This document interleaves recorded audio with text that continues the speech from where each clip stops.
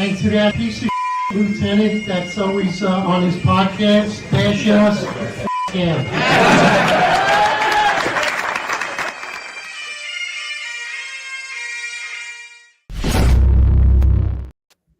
All right, attention to roll call. All right, everybody, welcome. New York's finest retired Unfiltered Podcast. As always, Friday roundtable. We got Marlon, fire detective. What's up, brother? How you doing? Hey, good morning, bro. I'm pretty good. How's everyone doing in the chat today? Yeah, and also joining us today, Jonathan Fredericks, former NYPD homicide sergeant. He was on the show before. He had a great interview. He was on a few months back. In case you guys don't remember him, John, what's up, brother? All is well. Glad to be back. Thanks for having me again. It's good to see everybody. Thanks for coming on, dude. So, a lot of weird stuff happening as usual. Weird movements across the country, and as it relates to law enforcement. Reason we titled this episode "Can Derek Chauvin Be Pardoned?" is Minnesota Governor Tim Walz comes out. You guys remember him maybe as Tampon Tim. He comes out and he says that the Trump administration could possibly pardon Derek Chauvin. Have you guys heard anything? Is there any truth to this, as far as you guys know, or what's up with that, Marlon? If you want to go first, brother.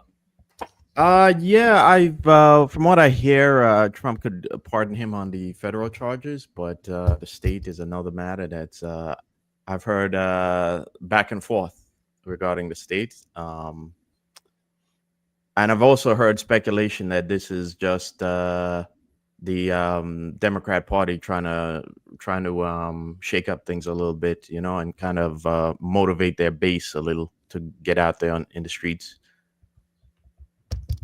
What do you think, John? Have you heard anything other than Trump hasn't said anything. Trump's never actually addressed the issue at all. I agree with Marlon. I think this is an issue for the Democrats. They're trying to find their legs somewhere. They have no real, excuse me, they have no real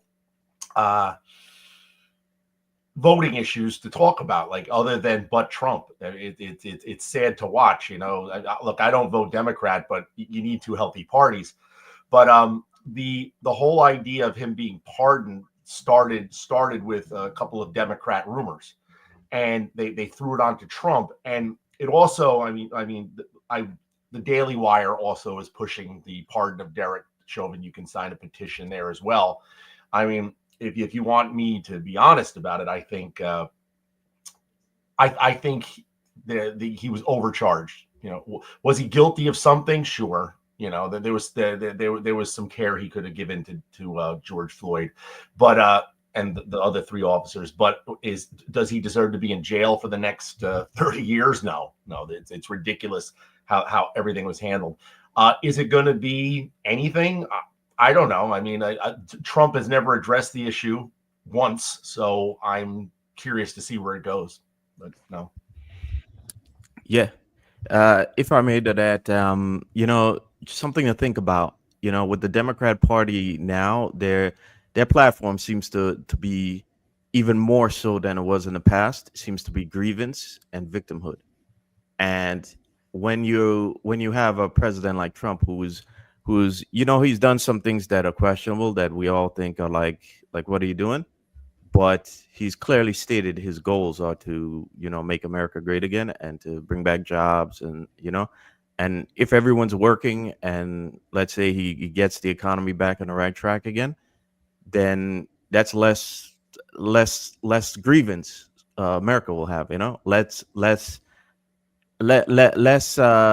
victimhood, more people will be working and more people will be happy. And in a way, that kind of what platform does the Democrat Party have at that point, So I think this is in a lot of ways, I think this is to kind of motivate the base, get them protesting again, because we all see that Democrats love to get the younger people to protest and keep them engaged until the elections come around in the fall. Yeah, so just to go through Derek Chauvin's charges, he's convicted of murder, unintentional murder, and manslaughter of George Floyd. He was the first white police officer in Minnesota state history to be convicted of killing a black man. Why that matters, I don't know, but that's in every paper. He was sentenced to 22 and a half years in prison and state court and an additional 21 years in federal court for violating George Floyd's civil rights, with the sentences to be served concurrently. The U.S. Supreme Court later rejected Chauvin's appeal for the conviction.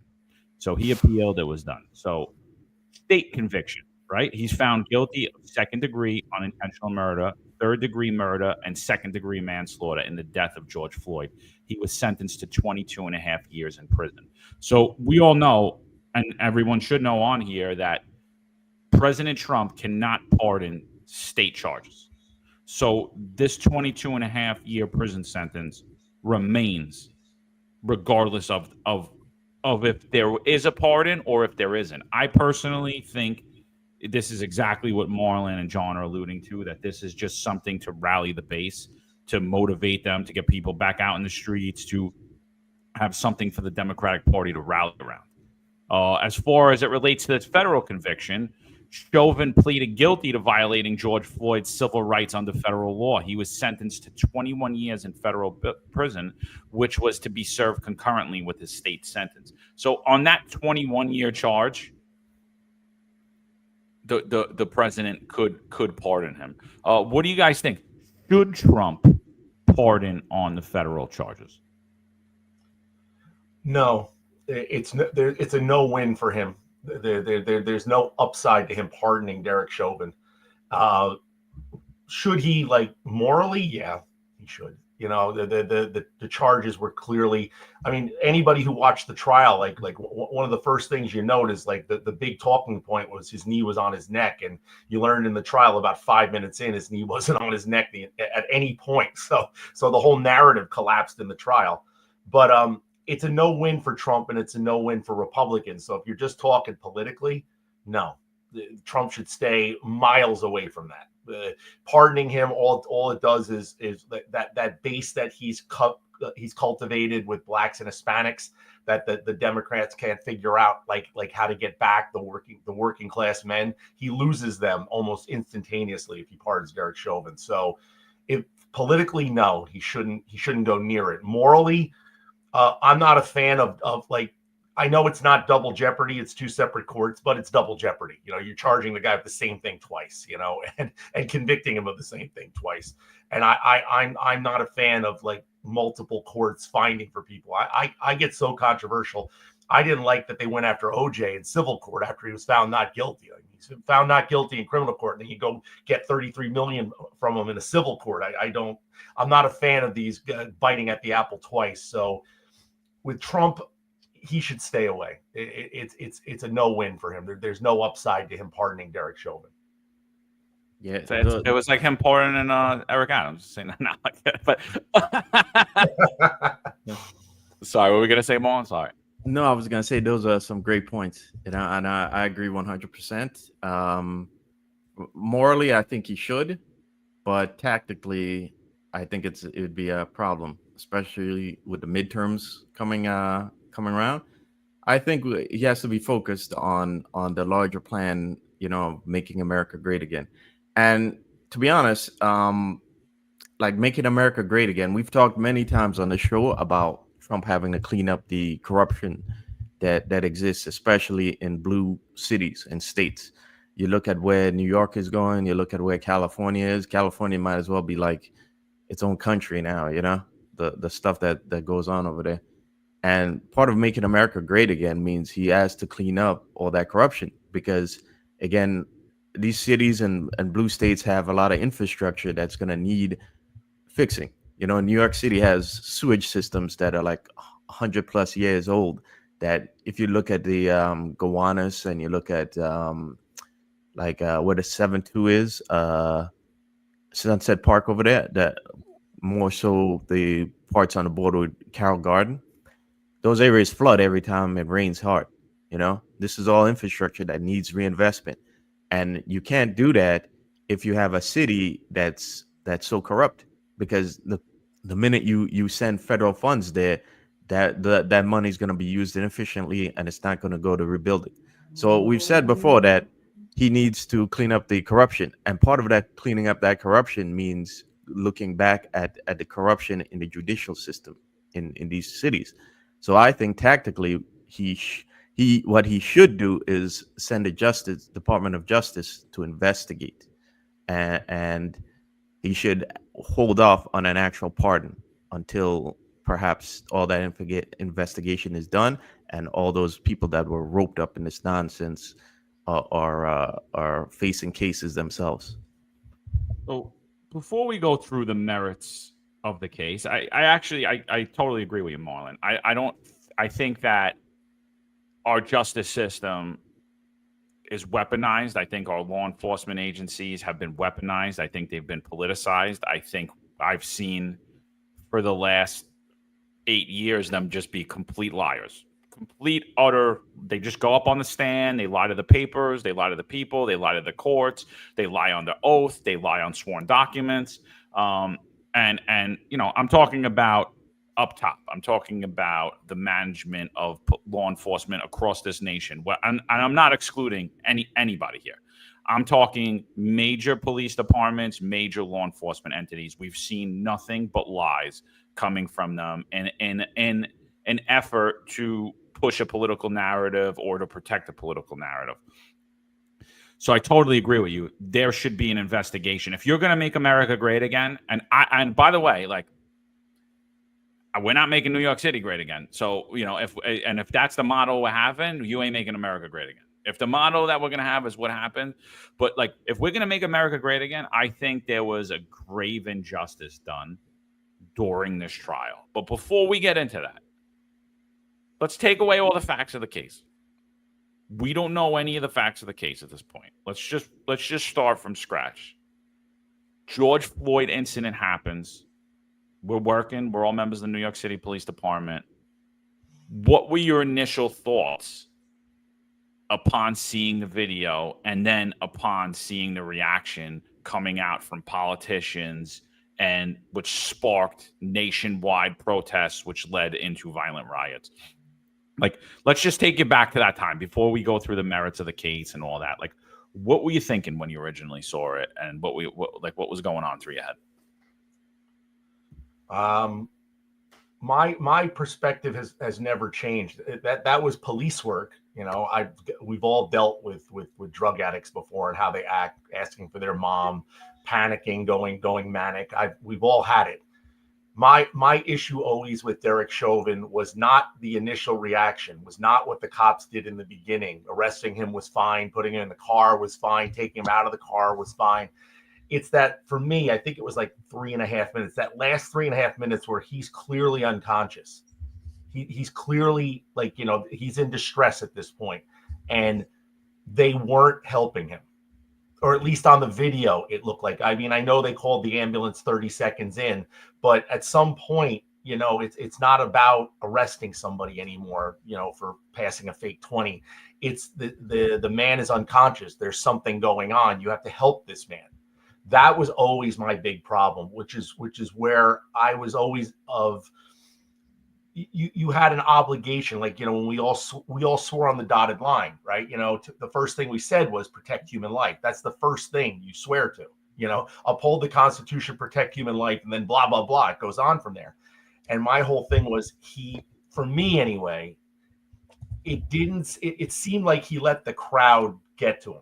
And that was my impression of the video, that like the crowd was yelling him on, and he because he was the senior officer, he was letting the crowd dictate what he was going to do, and he didn't want to give in. That'd be the word. Like, oh, now I'm going to do this because you're screaming at me. That one psycho EMS worker that came in and testified that even the judge had to tell it shut up. So when I was sitting there watching it, that was my initial impression, that like you had an obligation at a certain point and you didn't fulfill that obligation. Now, and the whole narrative I get what that narrative was about. They didn't like anything Trump. They didn't like anything that was going on. The country was still dealing with COVID. Like protests were great, but you couldn't go to school. It was politically advantageous to people. Like, I hate saying that. Like, I saw a couple of things in the chat where like it shouldn't matter about politics. Politics does matter. I mean, and when you look at it, like so this would be the Democrats. The Democrats were able to weaponize that and use it. And that's how Joe Biden got in. That's how all these other things happened. That's how you got all these crazy police reforms and whatnot. Like all these things came about as a result of this. It was very politically advantageous. And then, of course, folks don't like, what happens after the unintended consequences. Now your town is full of crime because the cops aren't doing anything anymore, but that's not what we wanted. Yeah, that is what you wanted. So it was difficult for me. Like I had a visceral reaction. I've locked up thousands of people, and supervised on people. And you just sit there and it's like, I'm watching this man unconscious and you are not helping him. And for whatever reason, you weren't helping him. I don't know what was going through your head. And then there were 3 other rookie cops there and they didn't help. They didn't help him either. So, because they were following the senior cop. I got to admit, like in the beginning, before there was that documentary, The Rise in Minneapolis, before I had the other side of the issue and before I watched the trial, when he was put on trial, I had a very visceral reaction to it as a law enforcement officer. I felt things had been done wrong. Yeah, my first impression of it was I knew those cops were screwed when I saw it. I was like, they're done. Because remember, like when that had happened, we were in the atmosphere of, at least here in New York, we were coming out of Eric Garner, and we've seen in a lot of ways what you're seeing happen in America around that time, and still now to a degree, is things that have happened years ago in New York, So we are already accustomed to seeing like incidents like this get the media take it and run with it and exaggerate it and kind of like turn it into a controversial a controversial issue and an anti-police matter, so when I saw that, I thought those cops were done. And my question was very much similar to what you said, John. It's like when they saw him on the ground there for so long, why didn't they at a certain point something's wrong with this guy, But I tend to take a wait and see approach. So like, because I know from being here in New York, what you see on camera is a lot of times not the full truth, But when I saw that, I said for a fact, these guys are done. And we were already approaching the spring season. And if you could remember, also in 2019 and 2018, there were already protests, So this had already started to become like an annual thing. So once I saw that, I was like, here we go. It's riot season again, and this is going to be big. Just how big it turned out to be, I don't think any of us saw that coming, But just seeing it initially, I thought to myself, this is going to be a big problem. Yeah. So Chief Rob Lukash says, so you guys are saying that a person should be convicted and sentenced to a federal charge because it's not politically correct to pardon him. Totally disagree. Trump should do what's right. My take, I have a little bit more nuanced take on it. I don't believe that Trump should pardon him because it's not actually going to get Derek Chauvin out of prison.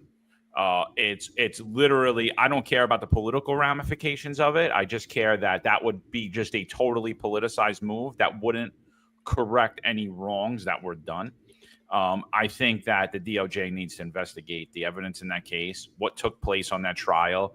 I've witnessed numerous members of the Minneapolis Police Department commit perjury, completely lie, and that's a big issue for me. And we're going to get through all that.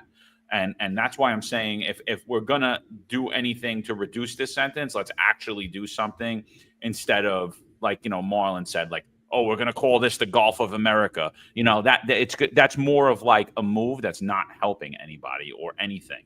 It's just, so I don't care if it's politically right or politically wrong, but that's what it is. It's just a political move. It's not going to do anything. And again, it's not changing the other officers that were convicted on that scene. So initially, my initial thoughts on it, and again, I really never wavered in my stance once. I was attacked by this in the New York City Police Department. I was attacked throughout the trial. And I watched Derek Chauvin do a move that I knew to be a West Coast style move. And I was like, they're trained to do that in the West Coast. And NYPD had showed us videos of this prior to the Floyd incident. And just knowing cops across the country, I knew that that was a trained move.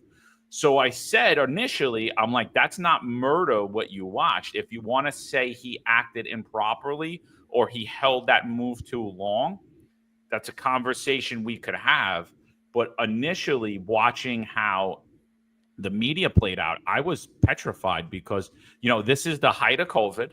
This is the height of the body count. This is the height of the weaponization of the entire corporate media structure. I don't care what media you're talking about, Fox News, Newsmax, whoever you want to talk about, they were all pushing a COVID narrative where you were watching the body count rise and it was instilling fear across all. And I was watching old people that I didn't know to be afraid or timid actually fear to go outside, fear of germs, fear to be around people. And I'm like, this is the news media. And then so the Floyd incident hits, and it was almost like it was, to me, it was almost like it was planned, because the black squares come out immediately all over Instagram. Every channel that you could think of, the Disney Channel, the Cartoon Network, the NBA, the NFL, it doesn't matter, ESPN, just go down the line, Fox, they all went on this one narrative that law enforcement across this country were racist. And I was like, wait, time out. I'm like, even if Chauvin committed a blatant, horrible murder in public, even if he just came up and executed George Floyd, which I don't believe is what happened, but even if he did that, how do we know race is involved? Where did we ever convict that this was a racist murder? Like, how did we get there? And so I started pushing back at the mainstream narrative immediately, because I said, one, I don't know that this is racist, and nobody else does. I said, two, they are trained to do that move, and law enforcement across this country are denying that fact, which is a lie. And the other thing is it because we're trained to do something that it makes it okay? No, it doesn't. Like, we could say that, all right, well, we were trained to do that wrong, but maybe you held it too long.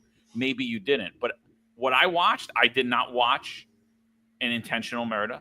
I did not watch a racist murder. And I was like, I think a fair trial should be had, and let a jury of his peers. But I honestly, I felt bad for them. I wouldn't have wanted to be in that position. But I also said, would I have held that move that long? And I got to be honest, I wouldn't have. I know the optics of things. I know how far things are going to go. I know how things look. So I agree with you when you say, and they should have done more to help him. I don't know that there was much to be done to help him, but the optics of what they did do, especially what Chauvin did, were awful. The optics of it. Now, was the application of it awful? We don't really know, because the truth of it is something that we need to debate. So then the documentary comes out, The Fall of Minneapolis. A lot of evidence comes out. Anything that you guys want to get into before we get up to this point of the trial and the fall of Minneapolis? The most illuminating point, the optics, you mentioned optics like a bunch of times. The most illuminating point for me was the point where his knee was never on his neck. Like, that was the narrative we heard. That was what the riots were about. He killed George Floyd. That's what he did. And even though it was a legal maneuver, which the trial doesn't happen at this point, we're just looking at what they were doing. The whole narrative was his knee was on his neck. It's kind of like I'm slipping the I can't breathe, and even though the air is coming out in New York, like I try to tell people all the time that if he's saying I can't breathe, he can breathe, and people didn't want to hear that. But that whole optic of George Floyd with the knee on the neck, I distinctly remember that was the narrative that every news organization, every social media, every person I talked to was pushing. And when that came out at trial, like one of the first things they talked about, that his knee was never on his neck. It was almost like a come to Jesus moment for me. Like, are you kidding me? Like what? Like that was the whole reason, and you brought up COVID. Like, don't get me started on the fact that your kid couldn't go to school, but protests were fine. Protests didn't spread COVID. Riots didn't spread COVID. Those were perfectly okay, and the news media was good with that. So the optics of what I thought happened was the most illuminating thing for me when it all came about. That, like, wait a minute, I was fed one video, and that video, from the angle you're looking at, looks like his knee is on this man's neck, and now you're telling me it wasn't, and it never was, and I'm just sitting there doubting myself. And so then, like, we'll get to the trial in a minute, and now the trial comes out, and for me, what was the main component of whether you were going to convict this guy of murder or not was the fact that his knee was on his neck, and he choked him out, like he restricted his breathing. That's how he died. And now that's not true. And so, no one seemed to care. That was the most illuminating thing for me. Yeah. There's a lot about this. So, if I could just go back on what Rob noted, what Chief Lukash noted, I believe that Trump should be strategic in this. I 100% believe that Chauvin should be pardoned, but I think Trump needs to be strategic in this. And the reason why I keep going back to that is because of also what John says, that this all seems to be kind of deliberate. And the reason why it seems that way is because the entire Democrat establishment were moving in almost lockstep with each other in this, and their media was also, they all seem to be so heavily pushing this narrative, so focused on this narrative. And what's funny is that what was happening around that time with the Rona, and that whole narrative was again being pushed like almost like lockstep between the media, between politicians, between all these forces that are part of the Democrat progressive ecosystem. Now, why do I agree with John on that is because you need to look at the larger picture and see where these Democrat forces are connected to. They're connected to globalism. And in the last 50 years of globalism, right? Since Nixon dropped the gold standard and we saw the offshoring of jobs out of America, China has benefited from that, right? China has become rich, and a lot of Democrats are unfortunately tied to China. We've seen it in the past with the rumors of receiving dark money from China. So what I think happened is that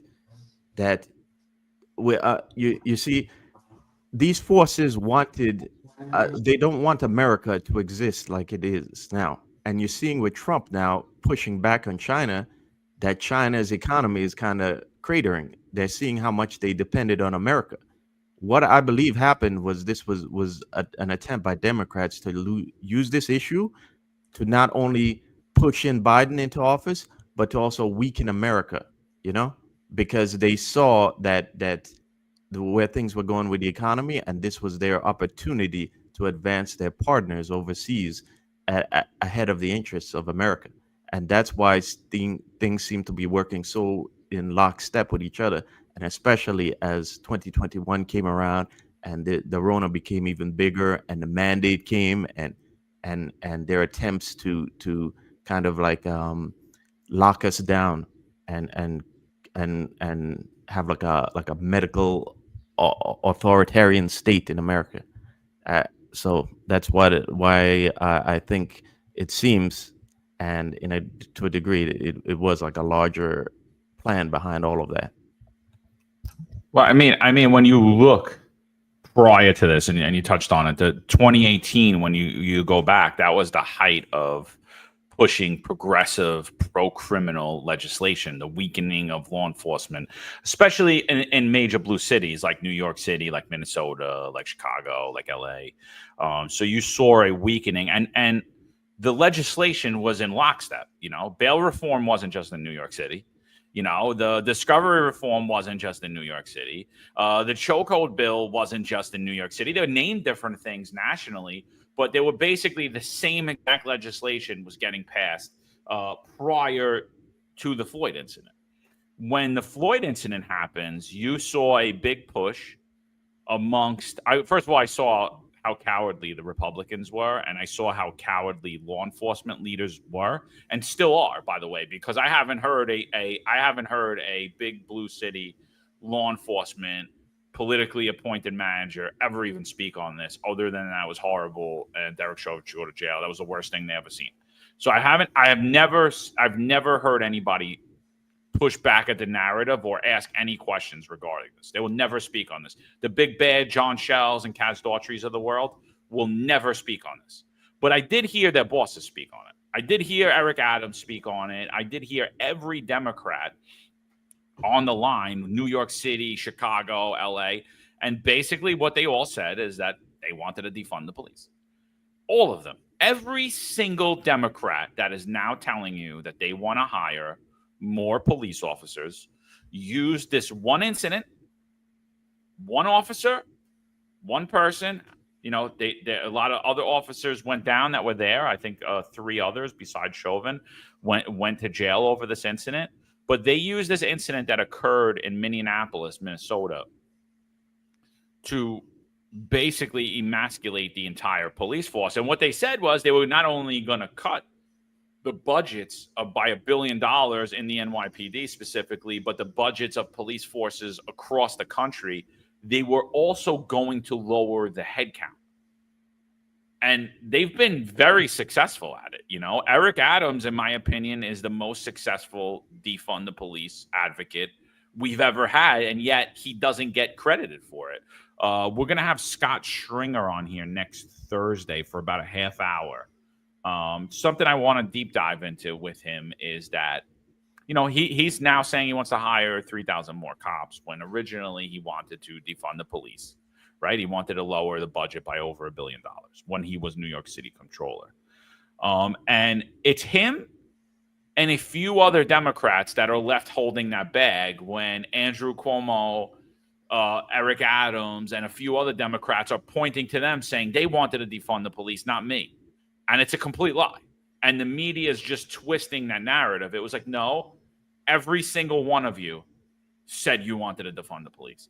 What are your thoughts on that? Like, what are your thoughts on that? We never really heard any counter narrative other than the Democratic narrative from politically appointed police managers. Until today, that remains true. Their narrative to, I mean, we were all on the job, and the easiest answer is to always blame the police for everything. Crime goes up, we're not doing our job. Crime goes down, we're too aggressive. So it's politically, everything comes back to politics, whether we want it or not. And this Chauvin incident gave a faction of, I don't think it was all Democrats, but a faction of the Democrat Party, all the ammunition they needed to get their progressive reforms through. So, you know, I teach college also, and I talk to the kids all the time. I go, you see those videos with these cops, and they're having a hard time taking somebody down because you can't put your hand, the diaphragm law, you can't put your hands on their neck, you can't put their hands on your back, you can't put the hands on the chest. And I said, anybody who's ever tried to take someone down who doesn't want to go down, that's incredibly difficult when that particular maneuver or anything you do can't be done anymore. And you see those embarrassing videos of like, we're wrestling with this guy for 20 minutes when you know, I mean, we're all old enough to know how we would have handled that back in the day prior to video.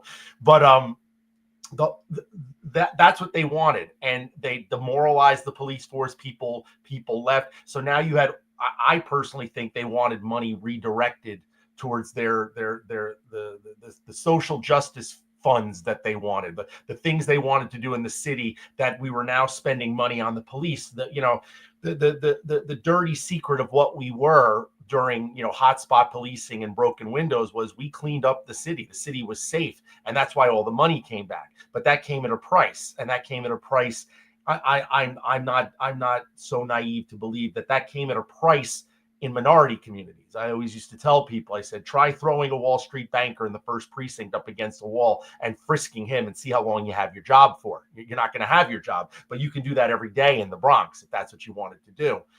The success that we had was at the expense of other things. And so now these progressive politicians and the idea of we're safe now became paramount. And so Derek Chauvin and the whole George Floyd incident was the catalyst for changing how policing and police interact with the communities that they're in, especially in progressive and Democrat leaning cities. The whole idea of how we were doing things differently now and how we had to interact with people, how people could interact with us. I mean, I remember when I first got on, just to make a simple point, like no one yelled in my face like they do now. No, like maybe at a protest, but I mean, like no one got in my face back in the day. They knew that there was bad outcome, and the whole neighborhood understood it. There was a bit of a respect for what I was doing. You see these things now with the community just like right in front of you. That was what they wanted. They wanted the whole power dynamic of the police department to change, and it did. I mean, we were talking about the upper management said nothing about Derek Chauvin. Yeah, that was Terry Monahan taking a knee.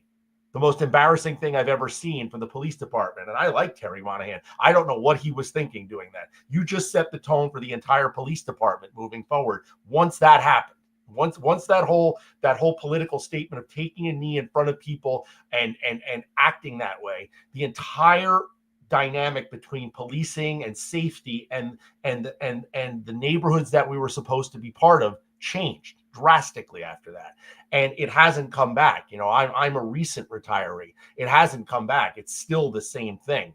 So I think they got exactly what they wanted, the politicians and the people pushing these ideas. They got exactly what they wanted. And then they extracted the money from the police department and put it somewhere else, which is where their priorities were. But they needed that catalyst incident to do it.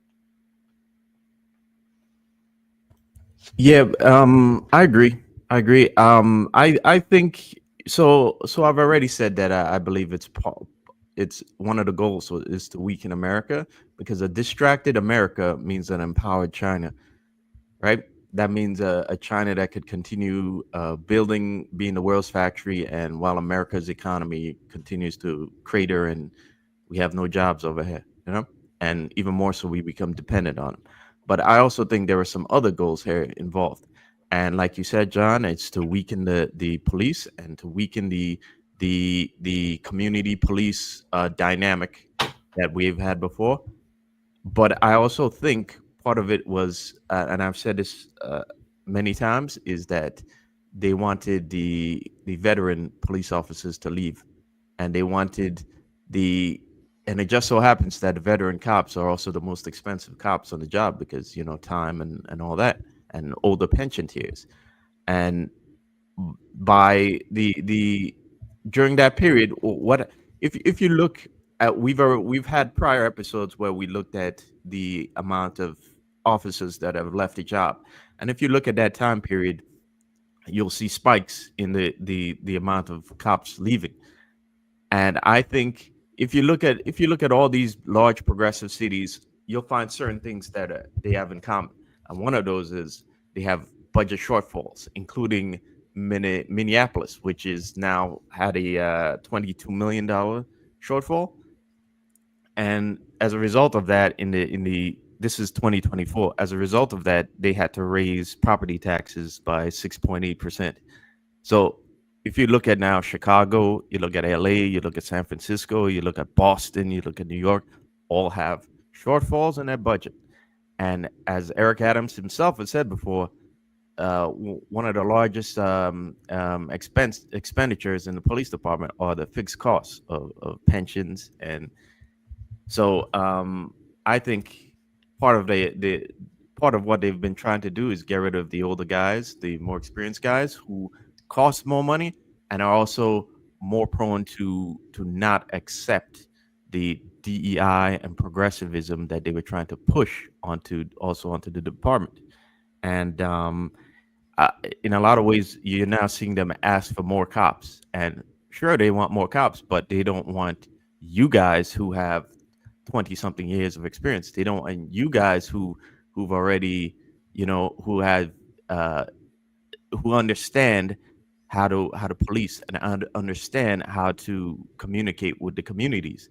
They want the younger guys who are cheaper and who are more prone to being to needing affirmation and to needing a boss to tell them what to do before they're going to take action on certain things.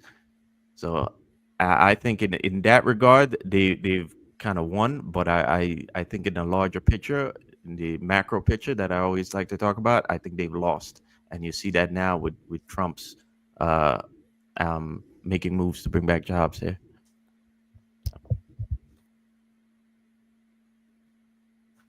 I think you're muted, John. Before we go to the trial, let's just take a second now. George Floyd happens. Riots spark across New York City, across the country.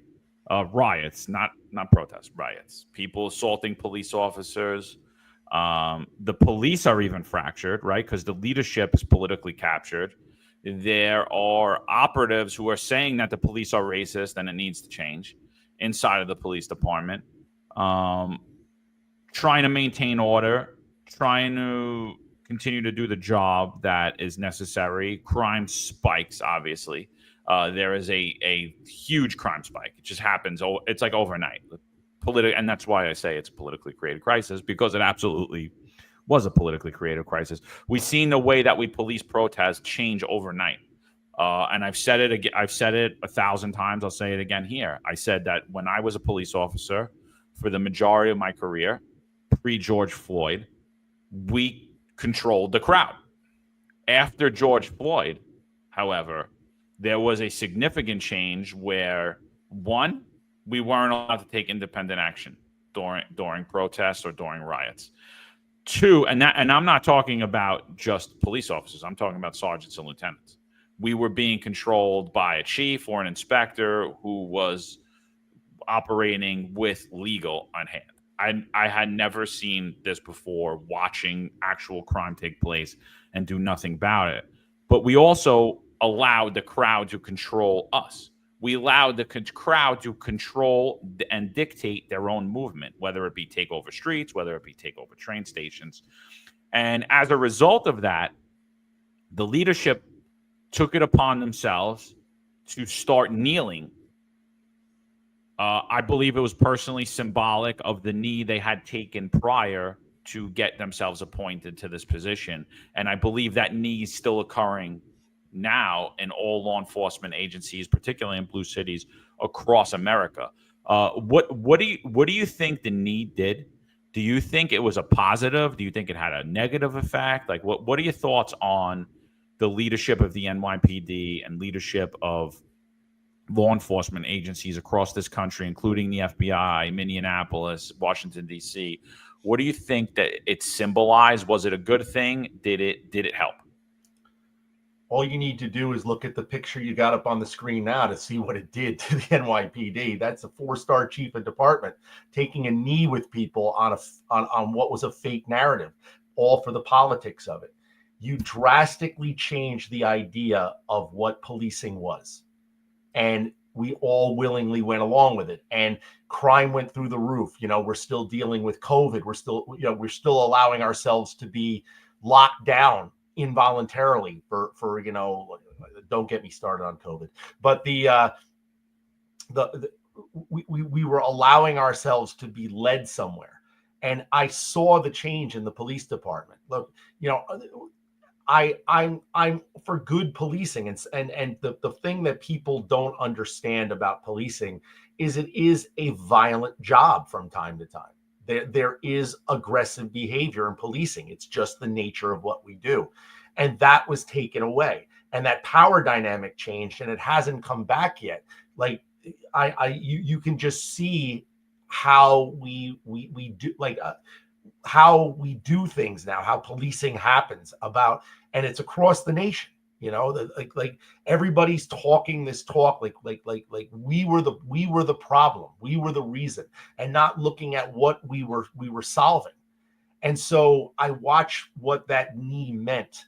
What that knee meant was a total paradigm shift on how policing is done in the United States now, and the relationship that we have. And there's a lot of people slowly coming around to the idea now of excuse me excuse me they're coming around to the idea of, yeah, I did kind of like the cops enforcing the law, maybe we should be doing that. And you see it a lot in what's going on. Like I see a lot of videos now of how police are acting. You're starting to see that aggressive policing coming back, because like everything, the pendulum swung too far. And that knee really swung police departments in a certain way. And I think across the nation, but in specific the NYPD, it's something we're still dealing with today. They like to say, Tish likes to say crime is down. Yeah, we're not reporting certain crimes. I've listened to many shows that you guys have done. They're downgrading crimes. They're not reporting crimes and things like that. But the idea of how, I think the idea of feeling safe is more important. That's a better metric. If you ask people, do I feel safe? They don't. They don't feel safe, even in nice neighborhoods in New York City. They don't feel safe in nice neighborhoods throughout the United States. The whole dynamic has changed because of that fake narrative of Derek Chauvin's knee on his neck. That whole thing changed policing in the United States, and I don't think it's recovered yet.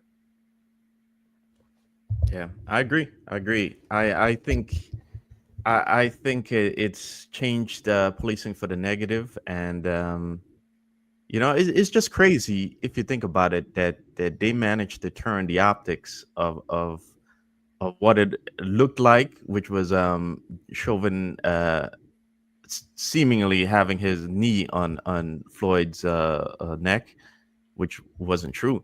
But they took that and turned it into a thing where it's like you take a knee in a allegiance to BLM and the progressive cause, and it's absolutely insane. And to me, it has the markings of like some large psychological experiment, And if you look around that time too, you see how much people were being ostracized for like not agreeing with that, and then you see that it get extended into the Rona, and like, oh, you don't want to get the shot? How dare you not want to get the shot? You're selfish. You're being ostracized. You don't want to wear a mask? How dare you not want to wear a mask? You're a grandma killer. So I think that whole thing seems like the hallmarks of like some psychological mass psychological experiment. And I find it shameful that our leaders in particular took that knee, because you even saw it on the faces of cops that were around them. Cops who, sorry, a car just passed by. So you saw it on the faces of the cops, the experienced cops who were around those chiefs. It's like, what are you doing? How are you supposed to lead these men at a time like this, where cops are getting hurt and we're seeing riots, and you're now taking a knee, And it's to me, it's a shameful period in policing, and it's a shameful mark on those chiefs and those supervisors who did it at that period. And I think we still live in the shadow of that period, and you're clearly seeing it in the inaction of a lot of younger cops who are afraid to just do their job, Yeah, so I just had up on the screen, that was from Minnesota Police Department's training manual. So that was a drawing showing the MRT, the maximum restraint technique, which Derek Chauvin used on George Floyd. So a couple of things. One, George Floyd did have fentanyl in his system, as per the autopsy.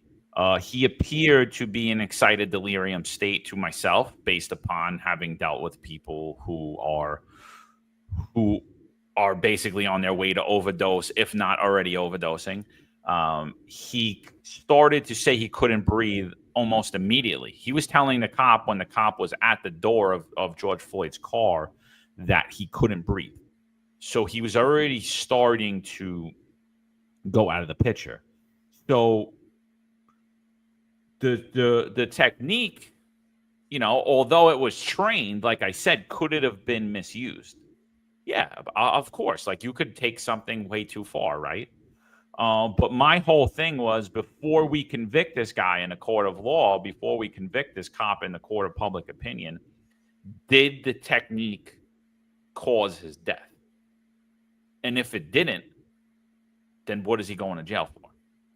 If the technique, as per the autopsy, caused his death, then I understand this could. I don't think it's intentional, but you have a manslaughter case on your hands, right? You have a manslaughter. It was an unintentional death.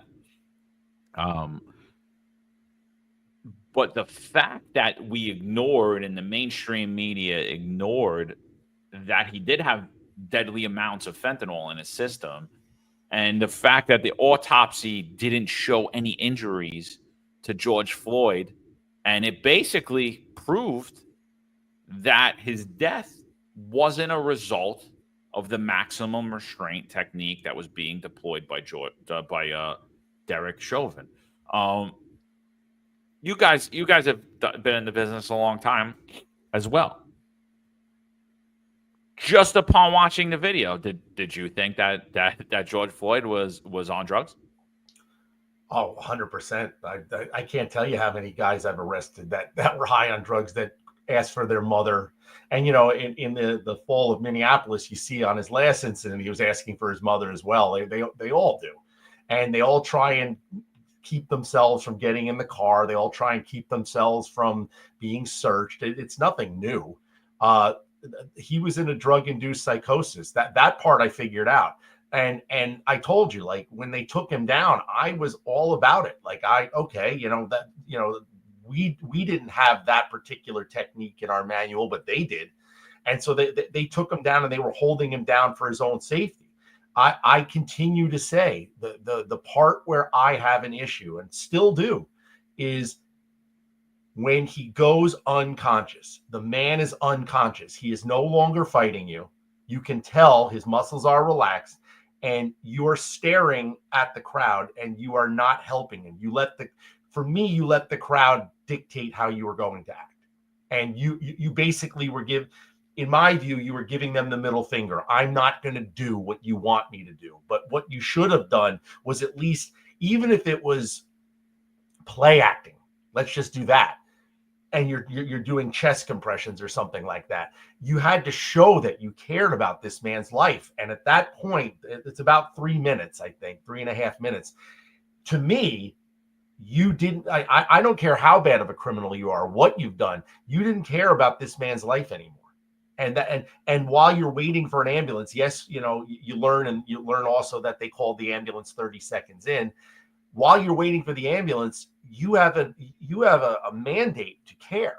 You're supposed to give care to this man. And even if it's just basic life support, basic stuff, like basic EMS stuff that most of us should know if you don't, that's what I didn't see. And that was the part where, if you want me to say Derek Chauvin and the other three were, I hate even using, guilty of something. Okay, you were guilty there, but they didn't murder that man. There was nothing wrong with his neck. They did 2 autopsies. They brought Michael Bodden in. Michael Bodden didn't see anything wrong with his neck. There was no lingual bruising. There was no hyaloid bone fracture. There was no petechial hemorrhaging. There was no elevated levels in his lungs. He wasn't strangled. He was breathing. He died of a fentanyl overdose of his own accord.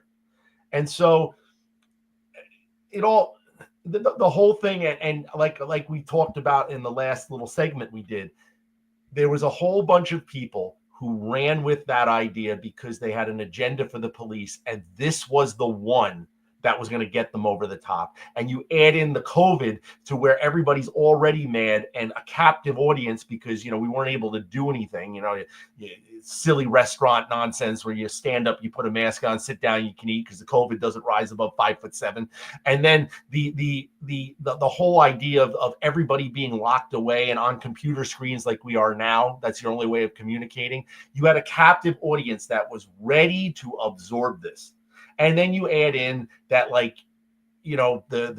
I think if I was to bring politics into it for a moment, there's a lot more people accepting of Donald Trump today. It seems like they like him more now. They've gotten used to him. But I definitely remember that they did not like Donald Trump, and everything that they could do against him and make him look bad and make the country look like it was spiraling out of control, they were part of.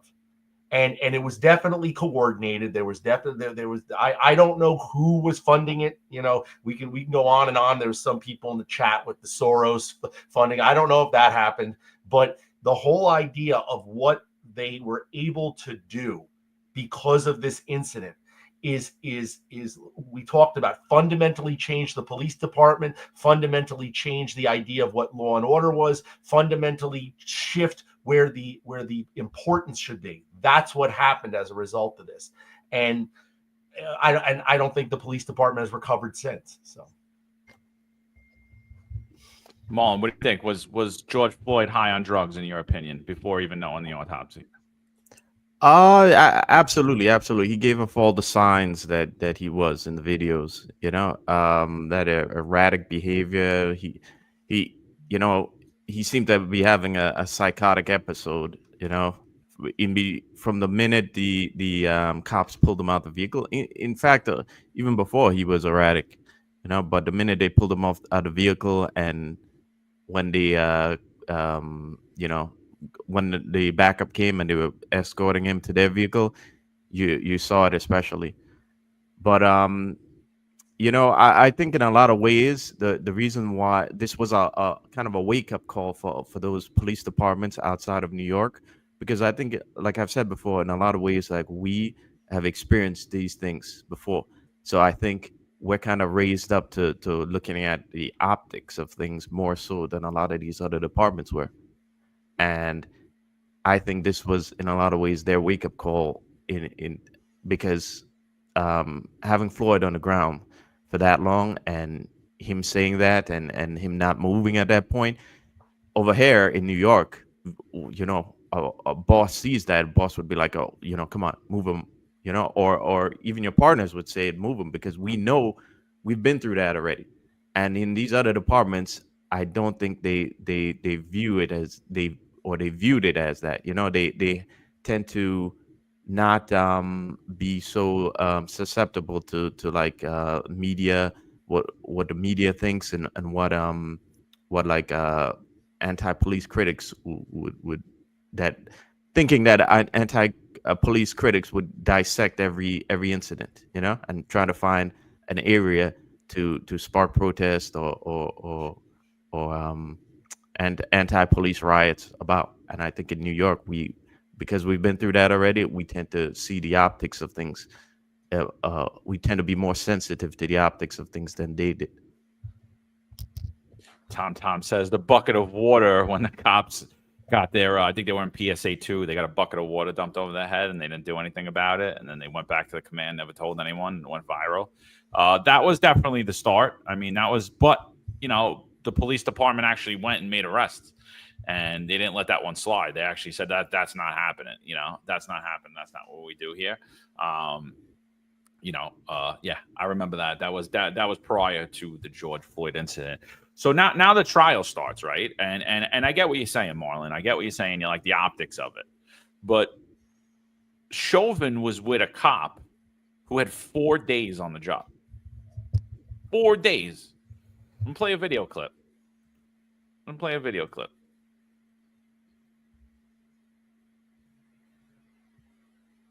Thomas Lane's attorney, Earl Gray, argues all the charges against Lane should be dismissed because Lane did not know what Officer Derek Chauvin was thinking, didn't know Chauvin was committing a crime, and did not play an intentional role in aiding Chauvin. Therefore, Gray writes, the requirements for conviction cannot be met. The court filing includes transcripts of body cameras that show Lane asked Chauvin twice if they should roll George Floyd over. You want him on his side? Lane asked. Chauvin, no, leave him, staying put where we got him. The officers were holding Floyd in what attached MPD training materials call maximal restraint technique. The training materials include a photograph of an officer with his knee on the suspect's neck. This comes despite MPD Chief Madera Arredondo repeatedly saying after the death of George Floyd that officers are not trained to put their knee on a suspect's neck. The same training materials say the suspect should be turned to his side in what's called a recovery position, which the body camera transcript shows Lane asked a second time. This time, Chauvin didn't answer. Lane's attorney argues it was reasonable for Lane to follow Chauvin's direction. Chauvin was a 20-year vet. Lane was in his 4th day on the job. Lane's body camera transcript also reveals paramedics were confused, leading to a delay in response. One says to Lane they thought they were responding to a non-emergency mouth injury and couldn't find the victim. Quote, and then one of your officers was like, hey, ding-dongs, you're at the wrong spot. Lou Bragoose, KARE 11 News. So you got a cop with you with 4 days on the job. He was trained in the use of the MRT. The senior officer, Chauvin, has his knee on the neck.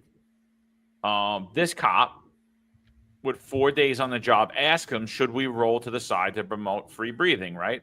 I'm not going to get into the Garner thing, but the way Daniel Pantaleo handled the Eric Garner situation was the exact way that I was trained in the New York City Police Department. You know, I don't want to go into that. It's for another episode. But so he even goes ahead to ask the training officer, should we do it? No, he's staying here. Thomas Lane, former cop, was convicted in George Floyd's death. He was recently released after serving 3 years in prison during his training period.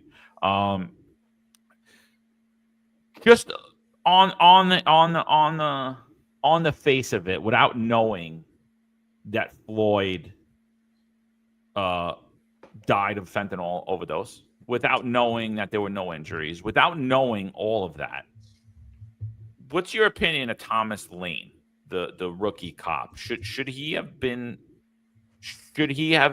on trial for aiding and abetting in an unintentional murder? Technically, I guess he has to be. Yeah, if you're going to charge Chauvin, you got to charge the other 3 that were there. But in reality, no.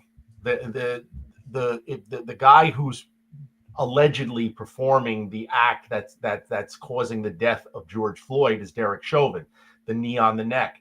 The other 3 cops are basically restraining arms and legs. You know, you can see it. They're not on his chest. They're not restricting breathing of any sort. Do you have a obligation to intervene? You know, they teach us that in training all the time, that like if you see a cop that's acting in using more force than necessary, you know, I remember that training. You're supposed to stop that cop from doing something. But the reality is that was a legal maneuver. They were all taught that maneuver. So if I'm a rookie cop sitting there, I'm watching the senior officer do exactly what I was trained to do. And so why would I stop him from doing that? But if it just in a legal sense, at least from my brain, if you're charging Derek Chauvin, that means you have to charge everybody else because they're all acting in concert, whether I think it's right or not. No, but I think it's not surprising because police departments love to they love to throw the blame on cops for issues that are more than likely a policy failure or a training failure or like a leadership failure. So I don't think he should have been charged, but it's the way it's the way things are. No, I totally agree. I don't think he should have been charged at all. I think I mean, again, I don't even think the evidence supported charging Floyd. Oh, sorry, this is going on. I don't even think the evidence supported charging Chauvin either. I think, like the case really wasn't done well. It was completely politicized. So, I don't know that I support a pardon more than I support a retrial, because I don't think it's right that I don't believe they had a fair trial. I just don't. I don't believe Chauvin had a fair trial. I don't believe any of the other officers had a fair trial. So I don't think that a pardon goes far enough to eradicate that the stain that's been placed on their names. I think that the evidence matters. Like I said, I wouldn't have done it because I know the optics. I wouldn't have stayed on in that position for that long because I know the optics of things. But just because something looks bad doesn't mean it actually is bad. So when we do the autopsy and it comes out that it's a fentanyl overdose, and it comes out that there's no injuries to the necks and he didn't die of asphyxiation, that matters. It's like people don't go to jail because something looks bad. I don't like the way that looked. Okay, but what did he do that was illegal? And I think that's the thing that we're all kind of missing. I think not us on here, but as a society, I think that's what we're missing. I think, we're convicting people based upon our feelings and not the facts. We're convicting people based upon public opinion and optics and not the facts of the case. So did it look horrible? Yeah, it did. Was it actually the thing that caused George Floyd's death? No. So then why are these men being tried as murderers? Now, to be perfectly honest, after 3 years of reflection, I was hoping for a little more remorse, regret, acknowledgement of some responsibility, and less preaching. And I'm not going to rehash all the facts from my order, which I found that the things you did and the things you didn't do make you guilty of this crime. I'm not going to rehash all that. Suffice it to say that I think your culpability is less than Mr. Chauvin, but well above Mr. King and Mr. Lane as an experienced senior officer who was in the best position to save George Floyd. Accordingly, it's my belief that a sentence at the top of the range would be condign punishment. So as to count 2, having been found guilty by the court of aiding and abetting manslaughter in the second degree, after a trial pursuant to Minnesota Rule of Criminal Procedure 26.01 subdivision 3, judgment of the court is that you are convicted of that offense. Count 1 is dismissed pursuant to the negotiation. You are sentenced to 57 months in prison with credit for 340 days already served. This sentence will be concurrent with your federal sentences. I apologize, Your Honor. And will be served at a federal facility designated by the United States Bureau of Prisons. Upon release from your federal sentence, you will be transferred to the Minnesota Department of Corrections to serve the remainder of your state sentence unless alternative arrangements are made with the United States Bureau of Prisons. Your provided DNA sample is required by law, and you are prohibited from possessing firearms and ammunition for the remainder of your life. Pay a $50 fine, $75 surcharge, and $3 law library fee from prison wages. Any questions? Oh, no. God bless you, sir. All right, we're adjourned. Thank you. It was another officer. That was a senior officer at the scene. I'm more shocked about how the judge's first comments were. Like, it seemed almost personal to him. I'm not hearing the remorse. I'm not hearing this. I'm not hearing that. You mentioned, you've all alluded to the idea that they didn't get a fair trial. They definitely didn't get a fair trial. That deck was stacked against every one of those officers. There was no way they weren't getting convicted. It's kind of like when you watch Donald Trump. There was no way in New York City that Donald Trump wasn't getting convicted. That was a foregone conclusion as well. And I get very frightened for the justice system when you hear things like that. Like if you were watching the Derek Chauvin trial, first off, I was watching his attorney, and I don't know where he found that attorney from, because that guy was almost borderline incompetent with the stuff he was doing. That he was probably a PBA attorney. probably, and he borderline incompetent. I'm just sitting there like, how can you not raise these issues like that we're talking about openly? You had that information in front of you, but watching how the whole system with glee put these men in jail for 3, 5, and in Derek Chauvin's case, 25 and 25.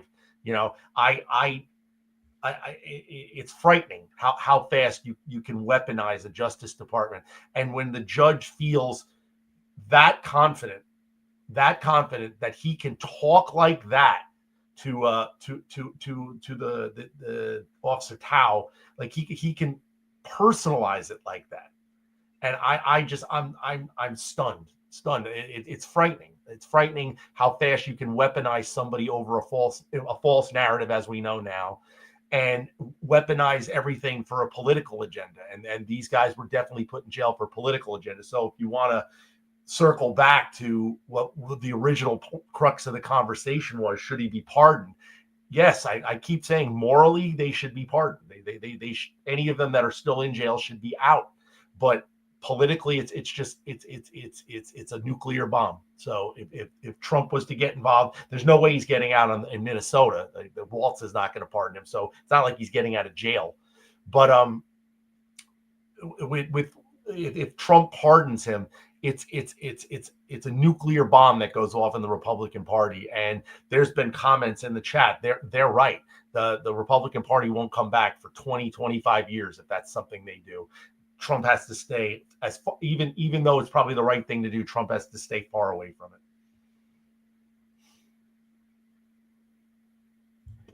Yeah.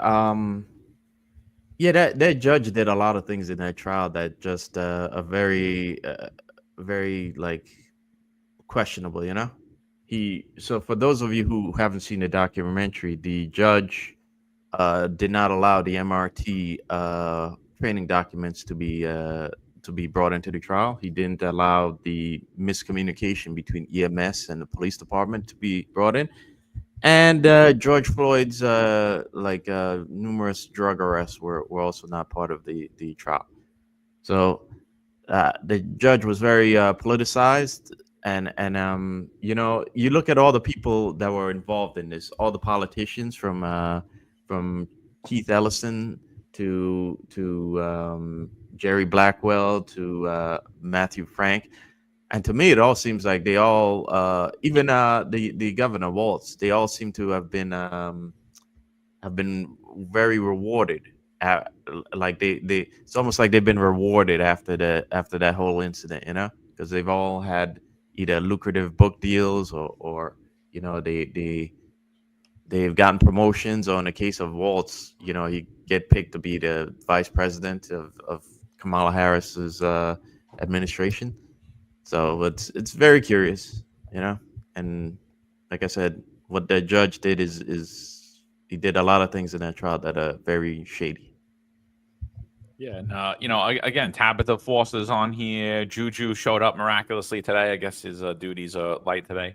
A couple other people on here saying, you know, that this is why the black community hates cops and the NYPD. And again, so the truth doesn't matter. So the truth is that we need to convict white cops if a black person dies based upon optics and public opinion, not the facts of the case. That's what I'm hearing from you.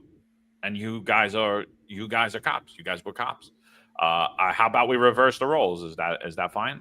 Is that fine? Should we convict every black cop who kills a white person, or who a white person dies by way of their own action, by overdose, because we don't like the way it looks? I mean, we're talking facts. I'm taking emotion out of it. I'm taking the politicization out of it. We're talking fact. The optics were bad.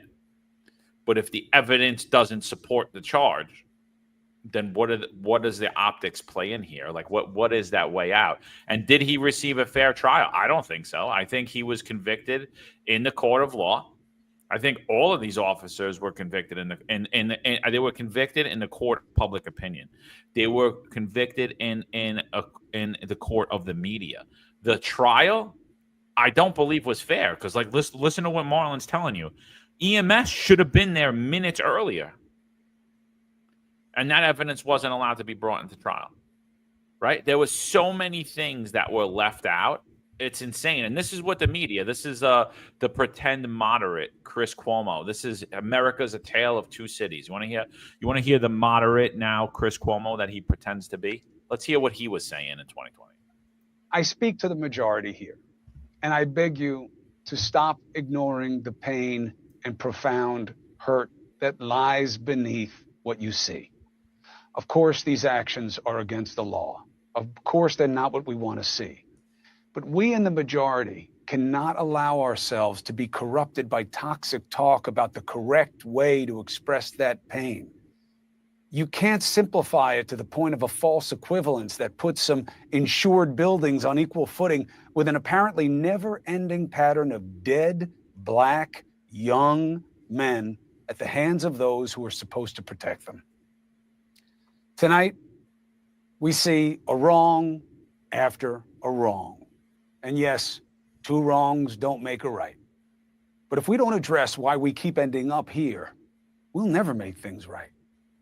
It isn't the rebels lighting fires. It isn't the media exposing the reality. The problem is the reality. Just look at the last 3 months. Forget about policing. Look at the toll of the pandemic. More people of color are getting sick and dying. Why? Less access to care. More minorities are losing their jobs at a faster rate.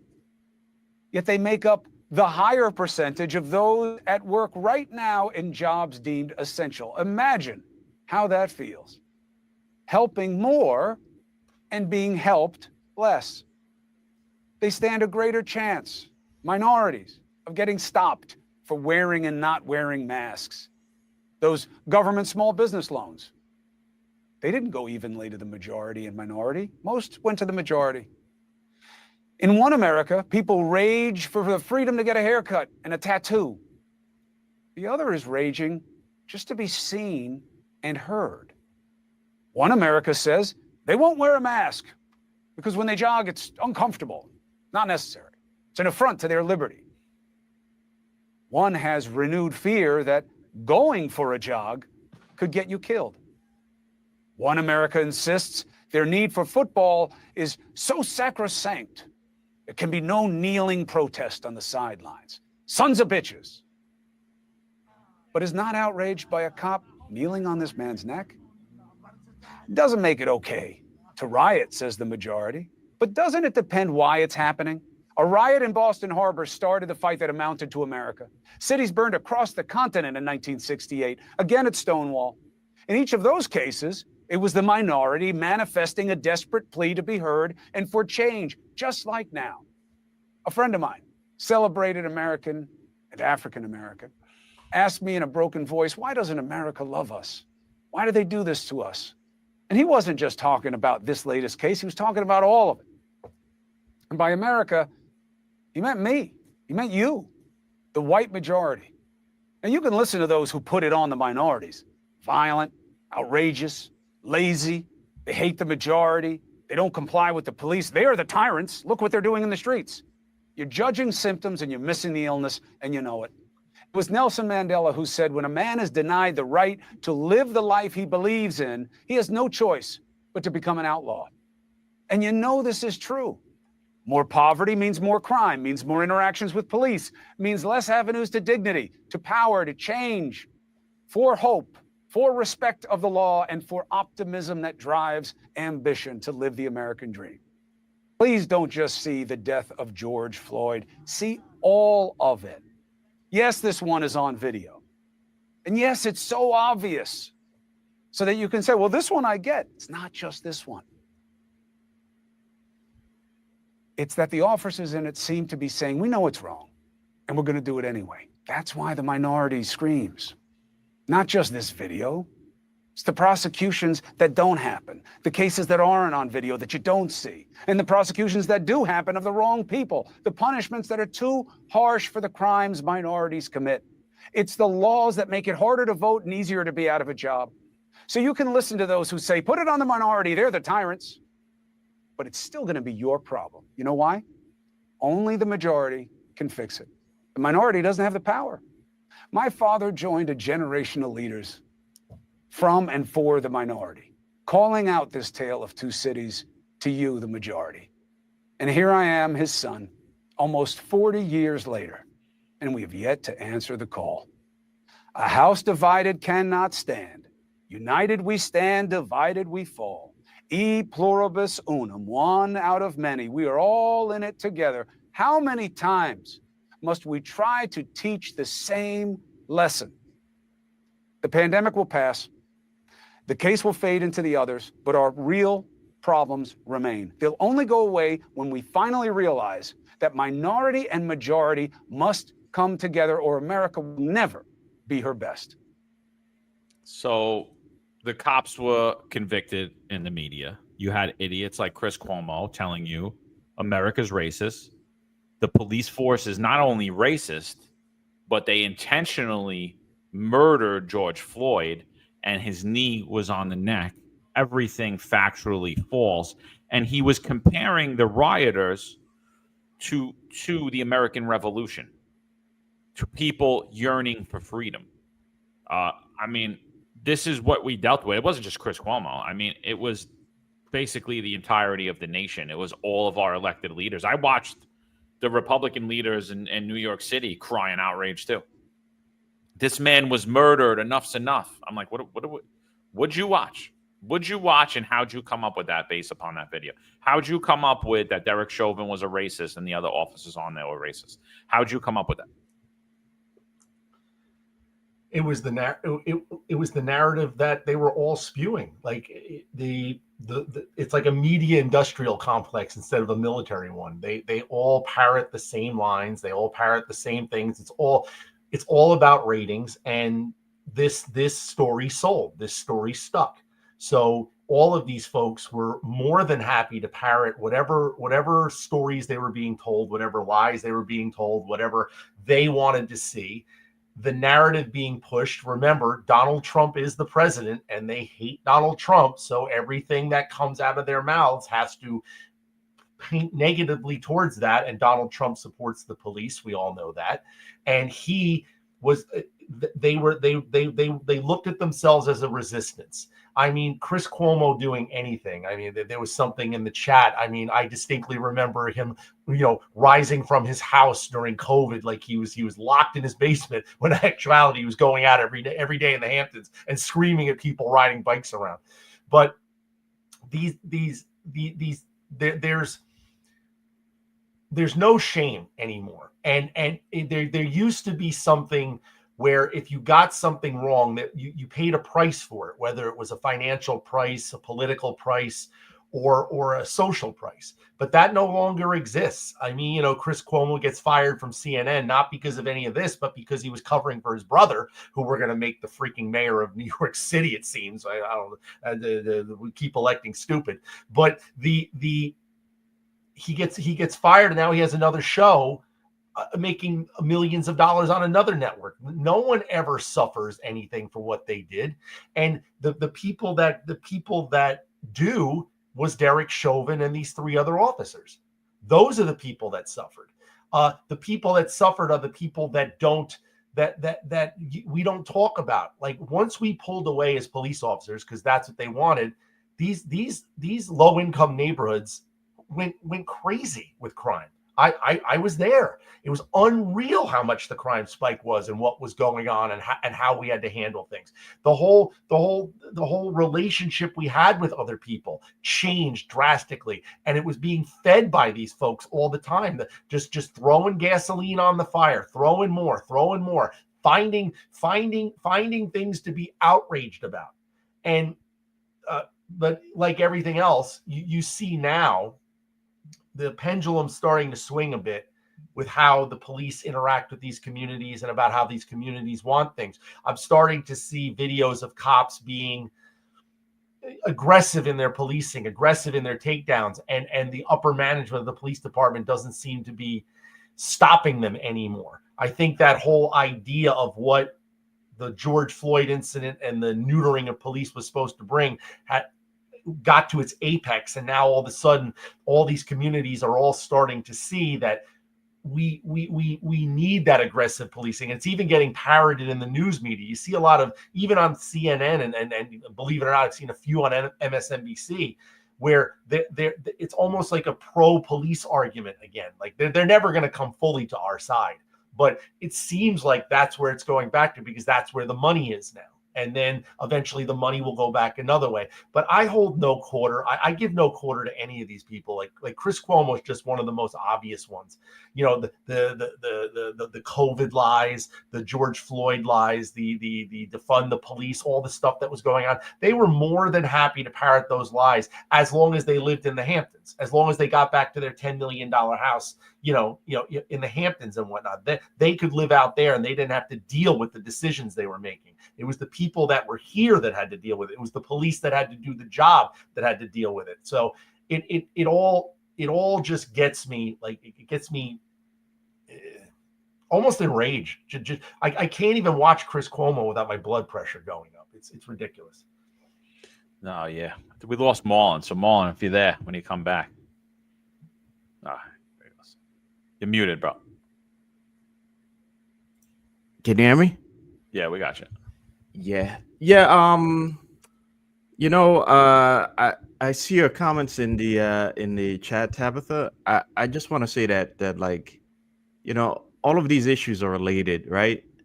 And I think Chris Cuomo over there was like the in a lot of ways he functions as like the mouthpiece of the Democrat establishment, you know, and I think the Democrats, like I said before, they need you to feel a victim and to feel grievance and to be on the emotional spectrum when you're looking at things in order for you to remain a Democrat, because other than that, they have no platform for the party, you know? And I think you should go back and listen to a lot of what Malcolm X said in the early 60s. Sure, he said a lot of things that I personally disagree with, but he said some things that put him on you can see where his head was going post when he came back from Mecca, and he realized that you know, that when he saw multiple people at multiple cultures at Mecca, he said that, you know what, we can't just demonize people, you know, we all have to work together. And of course that's when he had to be taken off the stage. But the point I'm trying to make here is that there's been a pervasive belief that's penetrated the American Black community, and that is that you have to be a victim, that you have that everything is about grievance, and you're the victim of racism, you're the victim of oppression, and it's negatively impacted the way Black culture and Black communities in America are. But it's been done because the Democrats needed you to be on the Democrat train, to be a consistent Democrat voter, okay? And you can't look at things like all cops are thinking the same. No, you have to take emotion out of play here, and you have to look at the issue logically and look at what happened logically. And you just can't look at it from the emotional spectrum, which is what the progressives want you to do. They want you to look at things emotionally, react emotionally, and not think of it logically.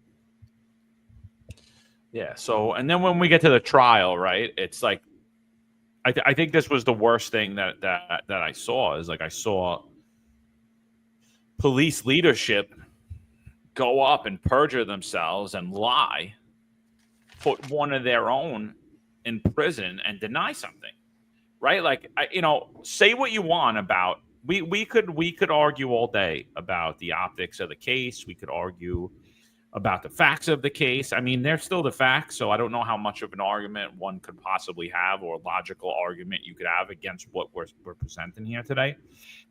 But the fact of the matter is, the police department lied about their training on the stand. I'm going to bring up evidence of it right now. We already showed you that training manual where they showed the MRT technique, which was the maximal restraining technique, which was the technique that Derek Chauvin deployed on George Floyd. And George Floyd did not die as a result of it. But even if he did, according to the autopsy, let's say the autopsy said something different and said, no, because of that technique, he died. Why did the police department lie about it? Why is that acceptable in society? What are we doing about that? It's National Police Week, right? What are we doing about that? Like, this is the kind of officers we want working. This is the kind of police departments. This is honor. This is integrity. Like, here it is. I mean, this was the most disgusting thing I've seen. Chief, that from the perspective of Miss Frazier's camera, it appears that Officer Chauvin's knee is on the neck of Mr. Floyd. Yes. Would you agree that from the perspective of Officer King's body camera, it appears that Officer Chauvin's knee was more on Mr. Floyd's shoulder blade? Yes. So I just want to stop right there. So he says, based upon the first angle, which is the angle that goes viral, it appears that Derek Chauvin's knee is on George Floyd's neck. I agree with that. That's how it looks from that angle. But when you look from it from the other officer's body camera, which is actually the correct angle, you clearly see that his knee wasn't on the neck and it was on the shoulder, and he was actually deploying the MRT technique properly. And the chief testifies to that fact. He just said it right here. Yes. Let's go a little further. I have no further questions. I'd like to show you what's been received as Exhibit 17. Is this a trained technique that's by the Minneapolis Police Department when you were overseeing the training unit? It is not. Perjury. We clearly showed you that in their technique, in their training manuals, in the MRT, that this is a technique that is trained and deployed, not only in Minnesota, by the way, across the West Coast. This technique was developed and used, and it was still used. So Katie Blackwell, who's since been promoted, perjured herself on the stand. Let's go a little further into this video. And how does this differ? I don't know what kind of improvised position that is. So that's not what we train. All right. Yeah. As you reflect on Exhibit 17, I must ask you, is this a trained Minneapolis Police Department defensive tactics technique? It is not. Perjury. The highest ranking uniformed member in the Minnesota Police Department just lied again on the stand. Again, take how you feel about the situation out. Pull all of that out. We clearly showed you this is department training. How is this acceptable? How are these people still in charge of the Minnesota Police Department? When I heard that part of the testimony, I really wanted to get up off my chair and yell, bullshit. Several of those witnesses testified that MRT, or the maximal restraint technique, was not a part of Minneapolis police policy. Oh, it wasn't part of the training. The pages that didn't want to be presented in court because they weren't in the manual. I've seen the manual. I've read through the manuals. I've seen them. They're not in the manuals. What do you guys think about that? Well, like we've been discussing already, it was a foregone conclusion that Derek Chauvin was going to be found guilty. They were more scared of riots and anything else going on than any sort of justice they were going to give him. I thought believe it or not, I thought the bigger issue was not that it's big enough that these guys perjured themselves and lied, and the judge allowed it because I remember the defense attorney trying to bring it up and he wasn't allowed to. But the other side of it was if you recall, they settled the lawsuit with the Floyd family months before the trial actually happened. So when Derek Chauvin was walking into that trial, everyone in that jury already knew that they had given that family $10 million. Like they had already been paid off and so how are you going to get even an objective jury at this point? Like of all the reasons to pardon Derek Chauvin, the fact that like he was using a legal maneuver, the fact that the autopsy didn't prove out what was going on, the evidence brought out at trial, I happen to think that like the pre-trial stuff and the lying, like straight up lying in court was the biggest reason to do so. It infuriated me watching that trial. I said at the beginning when we started, the first thing that I learned was, I think I was with all of you, I thought he had his knee on his neck. And that's the reason this man died. And the first thing that got brought up was his knee wasn't on his neck. And then you find out that this is actually in their training manual. This is the way he was supposed to do things. And this is what, like, so the first two facts in the case, the first two parts of like the guilty act, they're not there. They're not there. He's not doing anything illegal. It's infuriating. It's infuriating. And the fact that we let this go on and there's still people, heck, there's still people in the chat cheering on that Derek Chauvin went to jail. You know, I don't understand like how you would want to live in a country like that.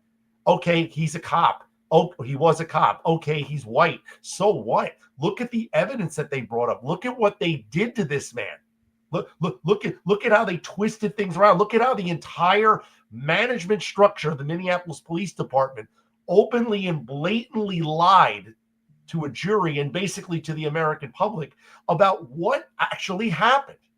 And it's infuriating. It's infuriating. And also that a certain community in Minneapolis and around the nation wouldn't rise up and start burning stuff down. Well, you want to know something else? If we actually policed, like you were saying earlier, John, about how, you know, you control the crowd doesn't control you. If we had gone back to controlling the crowd, guess what? We don't have these riots anyway. We'll arrest thousands of people. We'll quell everything that's going on. There'll be minimal damage. The whole confluence of events that was going on and the whole idea of what we're talking about today, it's enraging. It's enraging what you could do to somebody. What a weaponized system. Keith Ellison, all these other people in Minneapolis, the mayor of Minneapolis, Fry was his name, and the governor, all on top of this man so that he can be convicted at trial. It's infuriating. Yeah, absolutely. I like you said, I think their guilt was almost like a foregone conclusion. You know, there seem to be so many forces trying to basically extort a verdict out of the system. That like all the forces were pushing for them to have a guilty verdict on these guys, and it's just infuriating that all of this was allowed to happen, and that there's still any question now that you know, these guys should be off and should be pardoned. But you know, I think I've said it before that this is all to destroy America from within. You know, a distracted and a chaotic in America that's infighting is a distracted America that can't compete on the global stage, and a focused America is a powerful force in the world. And you're seeing it now with the moves Trump is trying to make. When we're firing on all cylinders, we're not totally there yet, but when we're firing on all cylinders, other countries can't compete, because America is the only country in the world where you, as an immigrant, could come in and assimilate overnight. You know, when we look at people, we don't say, you know, most people don't say, okay, that guy is he came from, well, maybe that's not the best analogy, but what I'm trying to point out here is that most countries in the world, if you immigrate to them, you'll never be, if I go to China, I will never be Chinese. Okay. There will always be, to a certain degree, a wall in between me and the country. In America, it's different. Okay, anyone could come here and become American. Okay, it's pretty simple, you know. And all of us here are the products of people who either we came here one generation ago or many generations ago, but we're all immigrants here, and that's something special about America. And because of that, we attract the best people in the world, and that's something that other countries can't compete with. So how do you compete with that? You help destroy it from within, and that's what we see here. We see that the chaos that was coming from all of that, and all these forces working to try and get a verdict or trying to destroy America from within and try to prevent America from competing on the world stage. So, I see Docsar, I see Hood Mayor, I see everyone saying, well, he was on him for 8 minutes. Did that cause his death? I understand you don't like how it looked.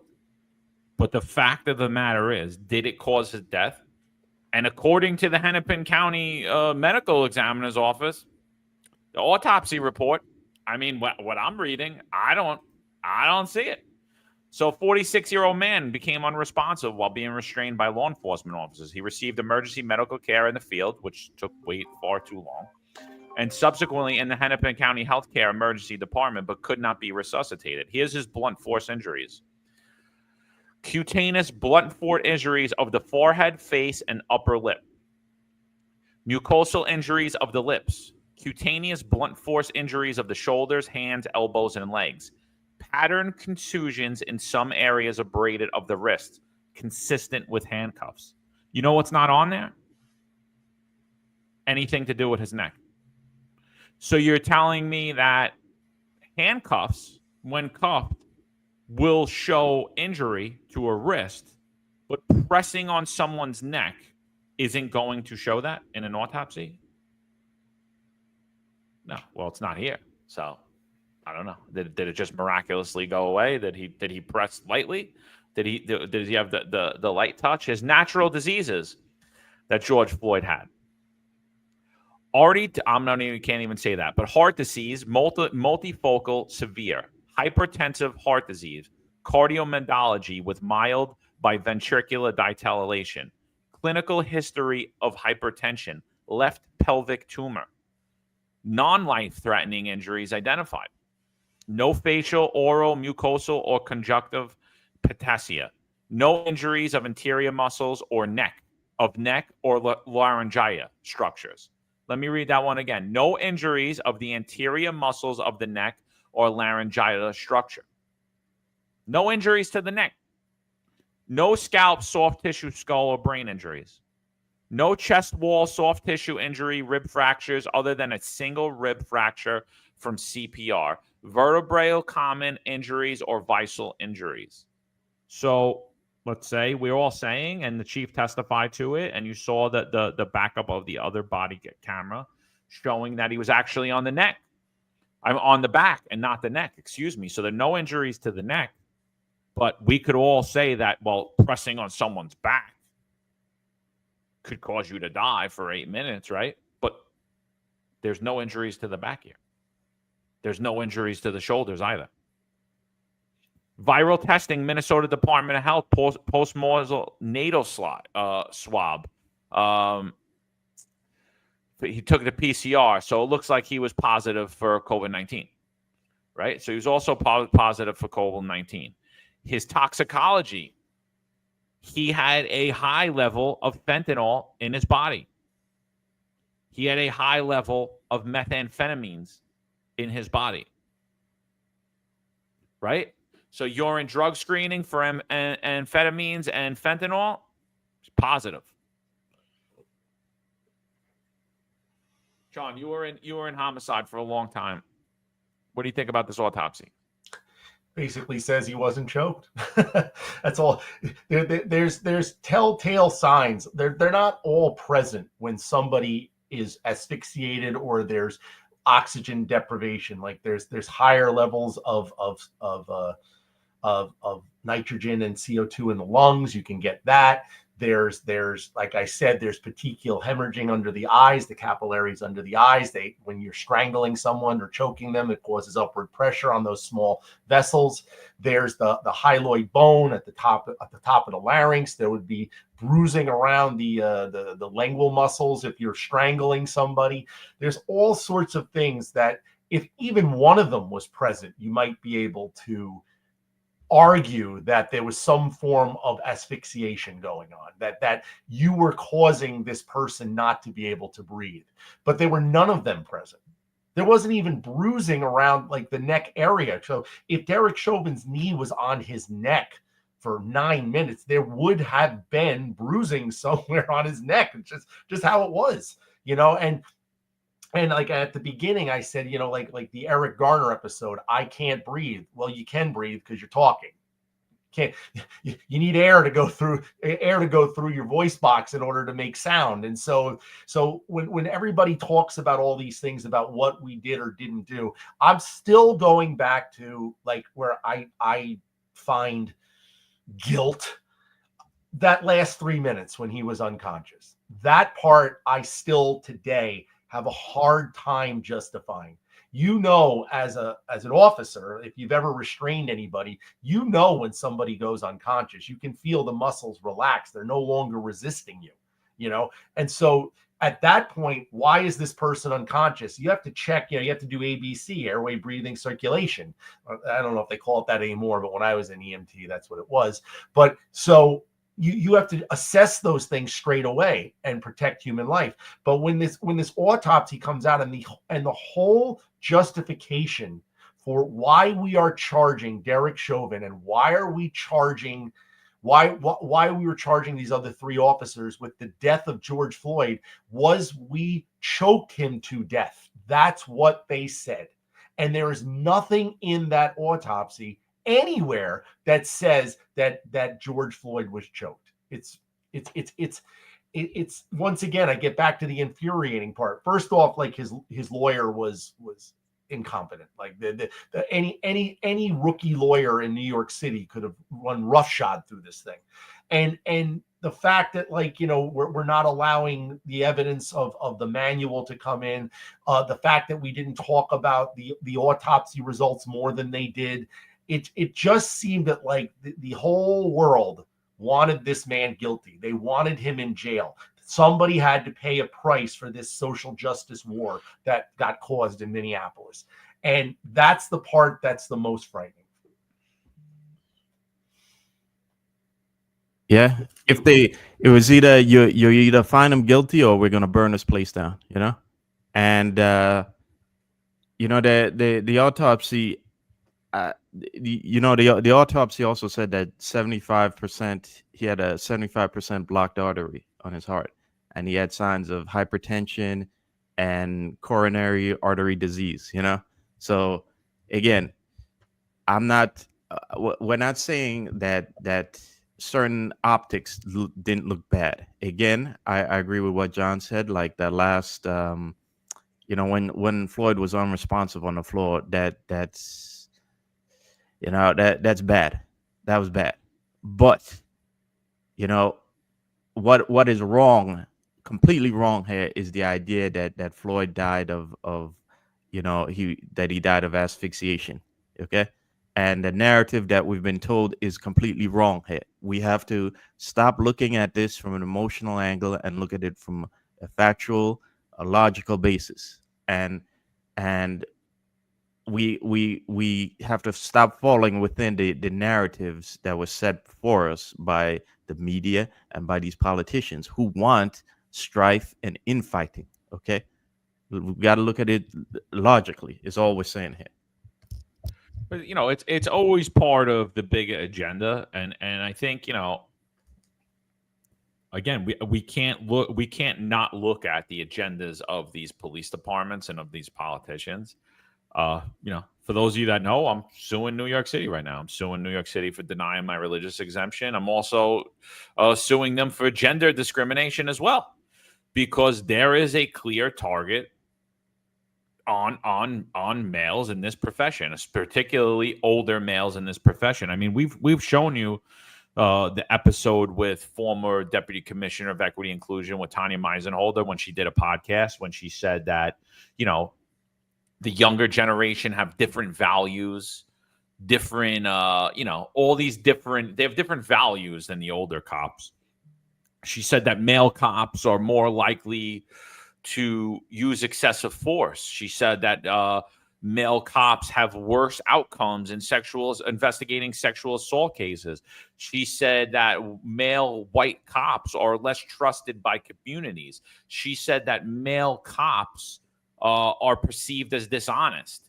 You know, she didn't back up any of that, you know. So, and you know, not that, you know, Marjorie Taylor Greene says a lot of crazy stuff, but I totally agree with this statement that was made here on Tucker. They're talking about the Chauvin incident. Listen to what they got to say here. Back to earlier question about just the low-hanging fruit and the easy ones. Derek Chauvin, the cop in Minneapolis who was convicted of murdering George Floyd. Now we know he didn't murder George Floyd. Medical examiner said there's no evidence that George Floyd was strangled. He died of a fentanyl overdose, died of a drug OD. Yep. But Derek Chauvin is in prison. He was just stabbed in prison. Spend the rest of his life probably in prison. That's an moral atrocity. Now that we know the truth, why is no one in Congress stepping up for this man? Well, you know, it's very unpopular to talk about it. So Why? Obviously, Tucker, I'm going to talk about Well, it. good. Yeah, I think I do believe this is one of the biggest injustices happening in our country today. I believe it's an attack on him because he's white and he's male. Obviously. I believe that it's political and they have to crucify him because he was a police officer. He had a great record. He did nothing wrong. And he is white and male and Christian. So they have to make an example of him because that is the type of person in America and arguably the entire world they want to kill. They want to destroy that identity. And it's the most dangerous thing happening, and our children are suffering for it. The younger generations of white men who are good, who would want to be in the military, who want to be a police officer when they grow up, want to be a fireman, want to be these ideal male, masculine things when they grow up, are being taught a lesson by look at what happens to Derek Chauvin. And they are probably going to kill him in jail when actually the right thing to do is to release him out of jail because he never did anything wrong in the first place. But how do you, what I don't understand is now that it's not a close call because in a court filing, we discovered that the medical examiner who did the autopsy said, the medical examiner, not a cable news pundit, this guy was not strangled. He did not die of asphyxiation. He died of a drug OD. Drug overdose. So we know the facts. Right, a which I guess fentanyl. we didn't know before. We pretended we didn't know. Like, so how can every pro-cop Republican in the Congress not stand up on this guy's behalf? Why is it controversial? Over 300 Americans die every single day from fentanyl poisoning. That's Yeah. what George Floyd, he's one of those deaths. Yes, sad. But yet, a political movement that was well-funded and supported by the entire Democrat Party, so much so that BLM's funding link was on Act Blue, the Democrat Party's website, official website. It was propped up by the entire powerful media industry in America. And then every Democrat. What do you think about what they're saying here? They've been parroting what we've been saying. They're absolutely right. There's morally right and politically right. That's basically what she's saying. That's why the Republicans don't get involved, and that's why the Democrats ran with it. Everything had to be painted as a chaotic narrative, and this was a chaotic narrative. You're anti-cop, which played to what the Democrats thought was their base, that you know, the anti-cop rhetoric that had been going on for some time. And so Marjorie Taylor Greene sitting there agreeing with Tucker Carlson. Absolutely, I agree with Tucker Carlson what he's saying. That's not how George Floyd died. But are you going to, if you're the person who, well, politicians don't necessarily, fortitude and politicians, those two words don't collide in the same sentence awful lot. But if you got the fortitude to say that Derek Chauvin should be out of jail, let him out of prison, I almost think in just with our society and how it would be spun, it's a death sentence for you. It politically, it's a death sentence. And then if you're linking it to your party and you get people from your party doing it, even though it's the right thing to do. I'm not saying it's not the right thing to do. Politically, it's suicide. And who's the person that's going to put their neck out for that? That's the big question. Donald Trump, who has no trouble doing any of those things. Donald Trump beats to his own drum. And I don't know how it got started, because I don't remember. I remember the question being asked, and Donald Trump said, we're going to look into that. Basically, Donald Trump said that's basically Donald Trump saying he's not going to do it. But I mean, all of a sudden, this whole issue gets raised. It's all over social media like it's going to happen tomorrow. And if Donald Trump's not willing to do it, like, because he can't run for president again, even though they try to say he's running for a third term. He can't run for president again. So the man who could actually do this and not suffer anything politically is him. But the Republican Party sure would. They would hang that around our neck tomorrow if somebody pardoned Derek Chauvin. So I don't think any of it's going to happen. But Marjorie Taylor Greene is 100% correct, and so is Tucker. And that's every reason why the Republican Party should no longer exist. Because they're cowardly, and everything they claim to stand up for, they actually do not. They only care about what is politically convenient for them. I love all the back the blue pretend congressional candidates and state assemblymen. They're all phonies, because nobody will even speak on this. Nobody will speak on this. Sorry to cut you off, Marlon. What would you want to say about what Greene and Tucker said? No, I think she's right. She's right, and you're absolutely right. The thing about the Democrats is they do what they said they're gonna do. Right or wrong, they always follow through on it. And Republicans are like, we want to make America great again, but Eric Adams, we're gonna drop your keys. What are we doing? Can we have some sort of principled approach to things? But Marjorie Taylor Greene is absolutely correct in what she's saying. It's like this has all been an attack on masculinity, and masculinity and femininity are both related to like socialism and emotional and like the way people think, femininity. It tends to be a lot more emotional than masculinity. Okay. Let's put it all out there, okay? And I think one of the reasons why, Meisenholder and her 30 for 30 initiative, which seeks to basically have 30% 30% of police departments made up of female cops. The reason why they want that is because, again, the emotion, that spectrum of thinking, okay? They don't want masculinity in the police department. They don't want logic in the police department. And this is all an extension of socialism and communism. Okay. They don't want you thinking logically. They want you reacting emotionally. And unfortunately, a lot of the younger generation now, they're more on that emotional spectrum, as Dr. Wexell said on the Executive Perspective episode this week.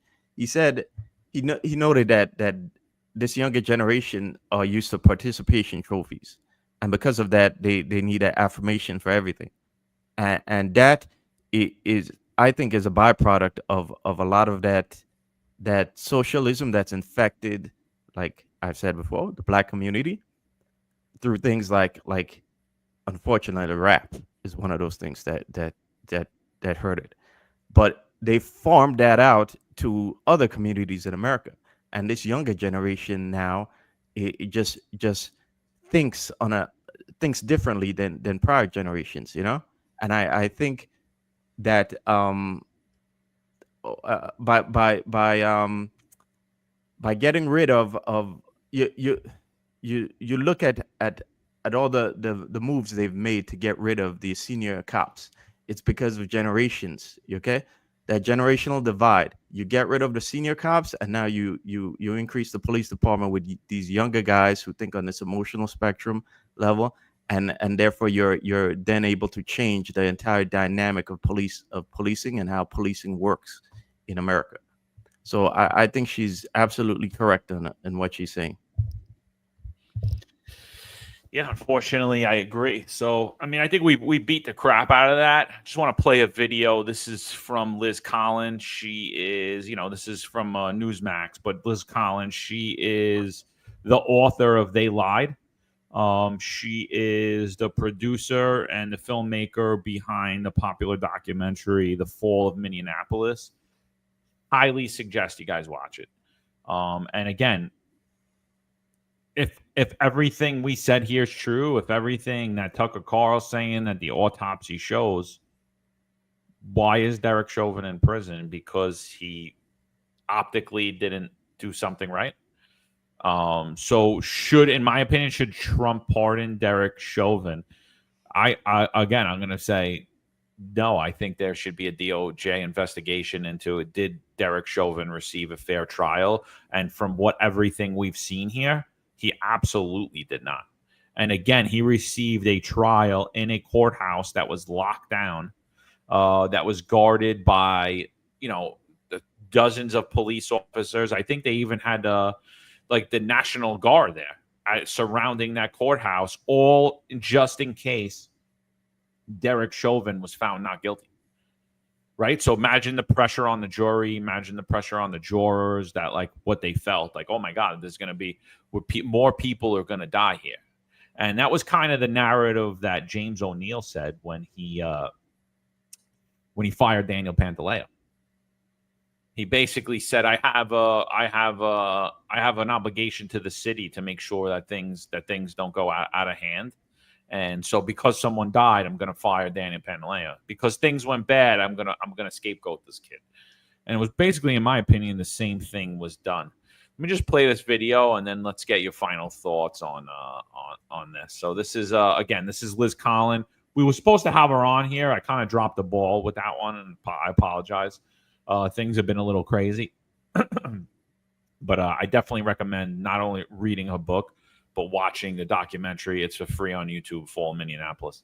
So let's welcome in producer of The Fall of Minneapolis and author of They're Lying, Liz Collins, along with former Milwaukee County Sheriff and Senate candidate Sheriff David Clarke. Guys, thanks for waking up with us this morning. George Floyd's death divided this country, as we know. You've talked to people, Liz, who were there, officers who have never spoken out. What really happened on May 25th, 2020? And we wanted to go ahead and put this documentary out there to show everything that the public was not shown. And people should really question why this was kept from them for so long. I worked in mainstream media at the time and sort of had a unique look into all of this. My husband was a longtime Minneapolis police officer. And I was so troubled by this divisive narrative the media kept pushing when the facts did not really line up with that simply at all. And we sort of wanted to take people, minute by minute, hour by hour through this incident and show what was kept from them for so long, whether it be the interaction with George Floyd that took place long before Derek Chauvin arrived, and also what happened in court with Derek Chauvin's trial. Yeah, and Liz, I think you should tell our audience, you lost your job. You'd been at this local station there in Minneapolis. You grew up watching this station. It was your dream to work there. You worked there for a decade. After this happened in May of 2020, you lost your job not long thereafter because of your connection to your husband's profession. Is that accurate? Yeah, I was demoted off the anchor desk where I worked for nearly a dozen years at that time. And also, I just think that law enforcement, we all got caught up in cancel culture. I think it's a relatable story to many families across the country, sadly. Yeah. The match was certainly struck here in Minneapolis and spread all across the country. Okay, so this, Sheriff, good to have you on this morning. And this, it's so bizarre because we've all been thought to believe that Derek Chauvin is the epitome of absolute evil, and that what he got, he deserves. Yesterday, the Supreme Court rejected the former Minneapolis police officer's appeal of his conviction of second-degree murder. Basically, he wanted another trial. And Sheriff, I want to hear from you on this, but I don't get why this trial for Derek Chauvin was ever held inside city limits in Minneapolis, where the books were cooked from the start against not just Chauvin, but every officer that was there that tragic day.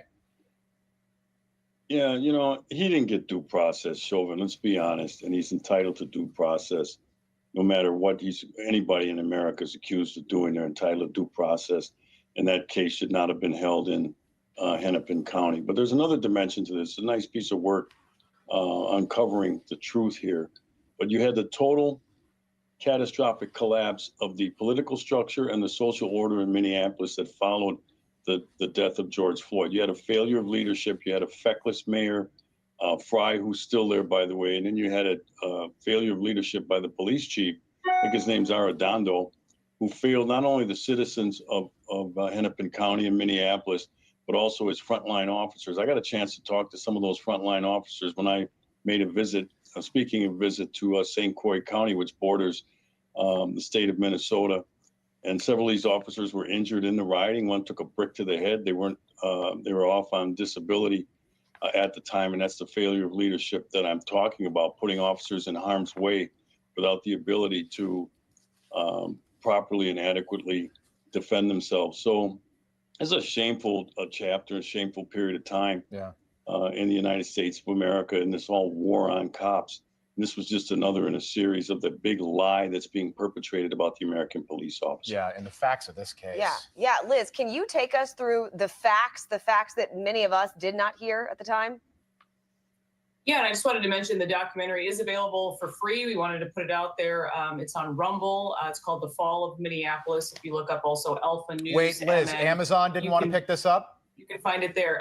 My book is on Amazon. That's a whole other story in and of itself. Yeah. But yeah, we wanted to go ahead and put it on Rumble because we figured we'd have the least amount of being canceled, least chance of being canceled there.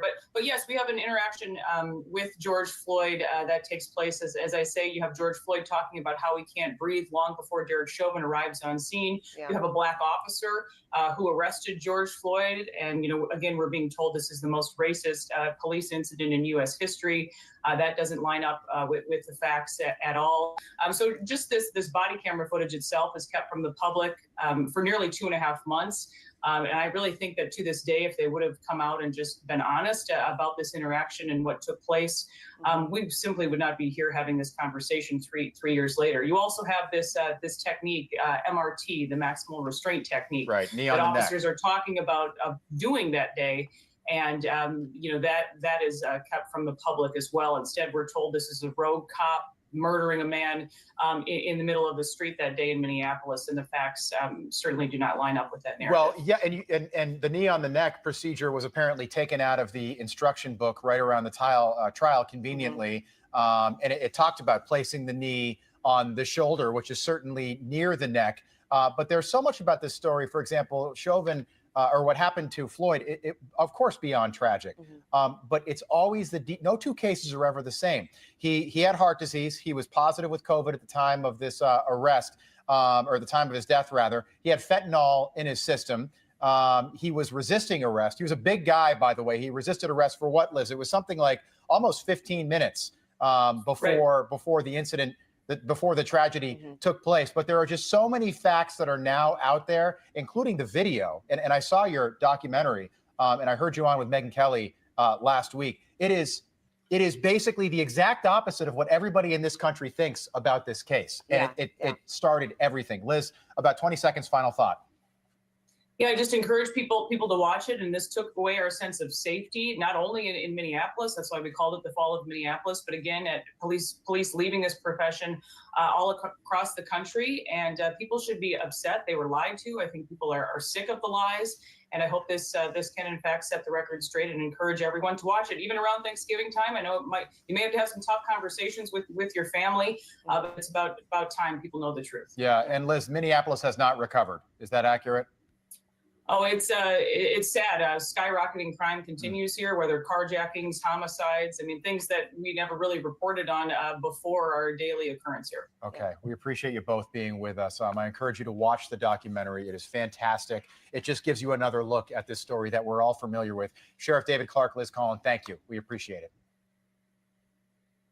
Yeah, so there it is. So, guys, final thoughts on George Floyd. Well, we've erected a whole bunch of statues for, St. George Floyd, and we celebrate him like we do at Christmas time for a fentanyl addict.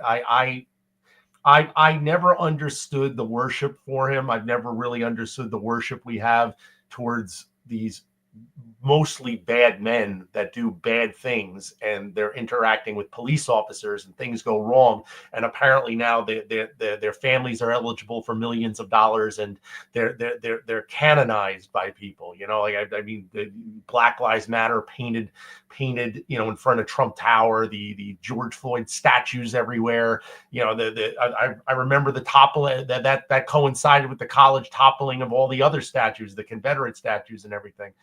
This whole thing is like, whenever one of these comes up, it's like bizarro land for me. I just can't figure it out. I kind of have a rule. Would I want to live next to George Floyd? And if I don't, then I'm really on board with how people handle situations. I don't like I actually Monday morning quarterbacked the cops myself this time. I told you the last 3.5 minutes I didn't agree with when he was unconscious. I'm putting myself on a scene I wasn't on. And I think it was Marlon or you brought up that, you know, these things don't look good on camera. They never do. So these things does not look good on camera. And who am I to guess off that? But tying it all together, I don't think Donald Trump is going to pardon George Floyd. I don't think that's going to, Derek Chauvin. I don't think it's going to happen. Does Derek Chauvin serve his entire term? I mean, in the feds, you got to do like 3/4 of it. Like you got to do a bulk before you can get out. Does he serve his entire term? Probably not. I know he's in a low security facility on the lines of where they had like Martha Stewart after his stabbing. They moved him to Texas, and he's in a minimum security facility now because he's not really a danger to anybody, and it's easier for him. But who knows? I mean, I just think the politics is so hot with this, and George Floyd is like a clarion call for a certain segment of society. I don't see Derek Chauvin getting out of jail or having his sentence commuted or a new trial or anything like that. Yeah, you know, Liz Collins mentioned she mentioned cancel culture in there, and I think that cancel culture is another extortion tool that they used to, like, you know, keep masculinity in check, you know, and to keep you showing your allegiance to progressivism and keep you in line.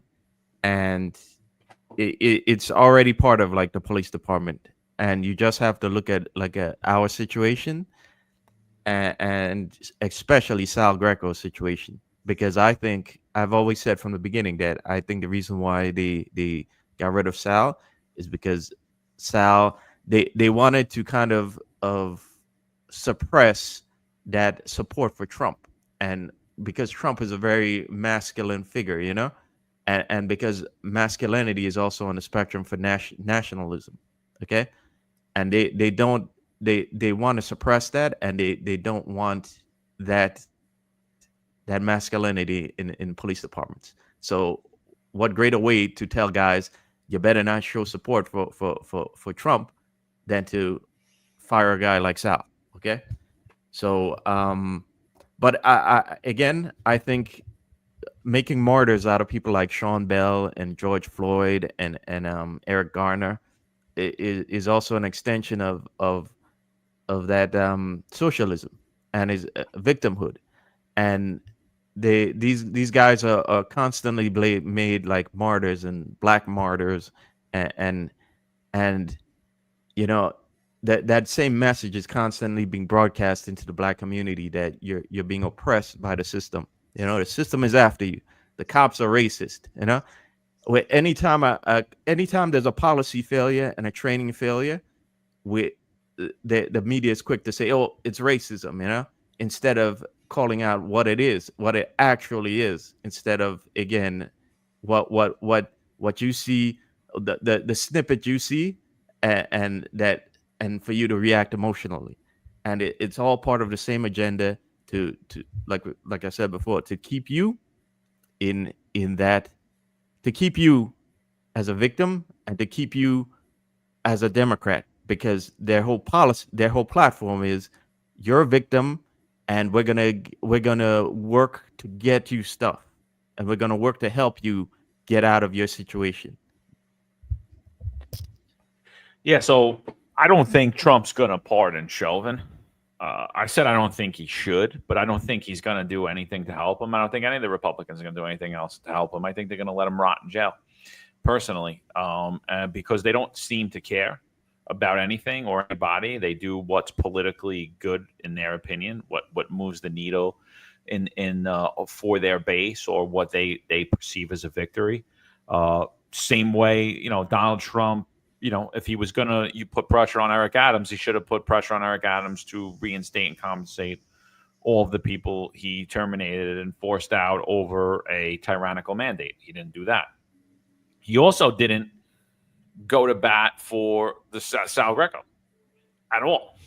And Sal Greco was fired, and make no mistake, because he was a Trump supporter. It was much bigger than he was a friend of Roger Stone.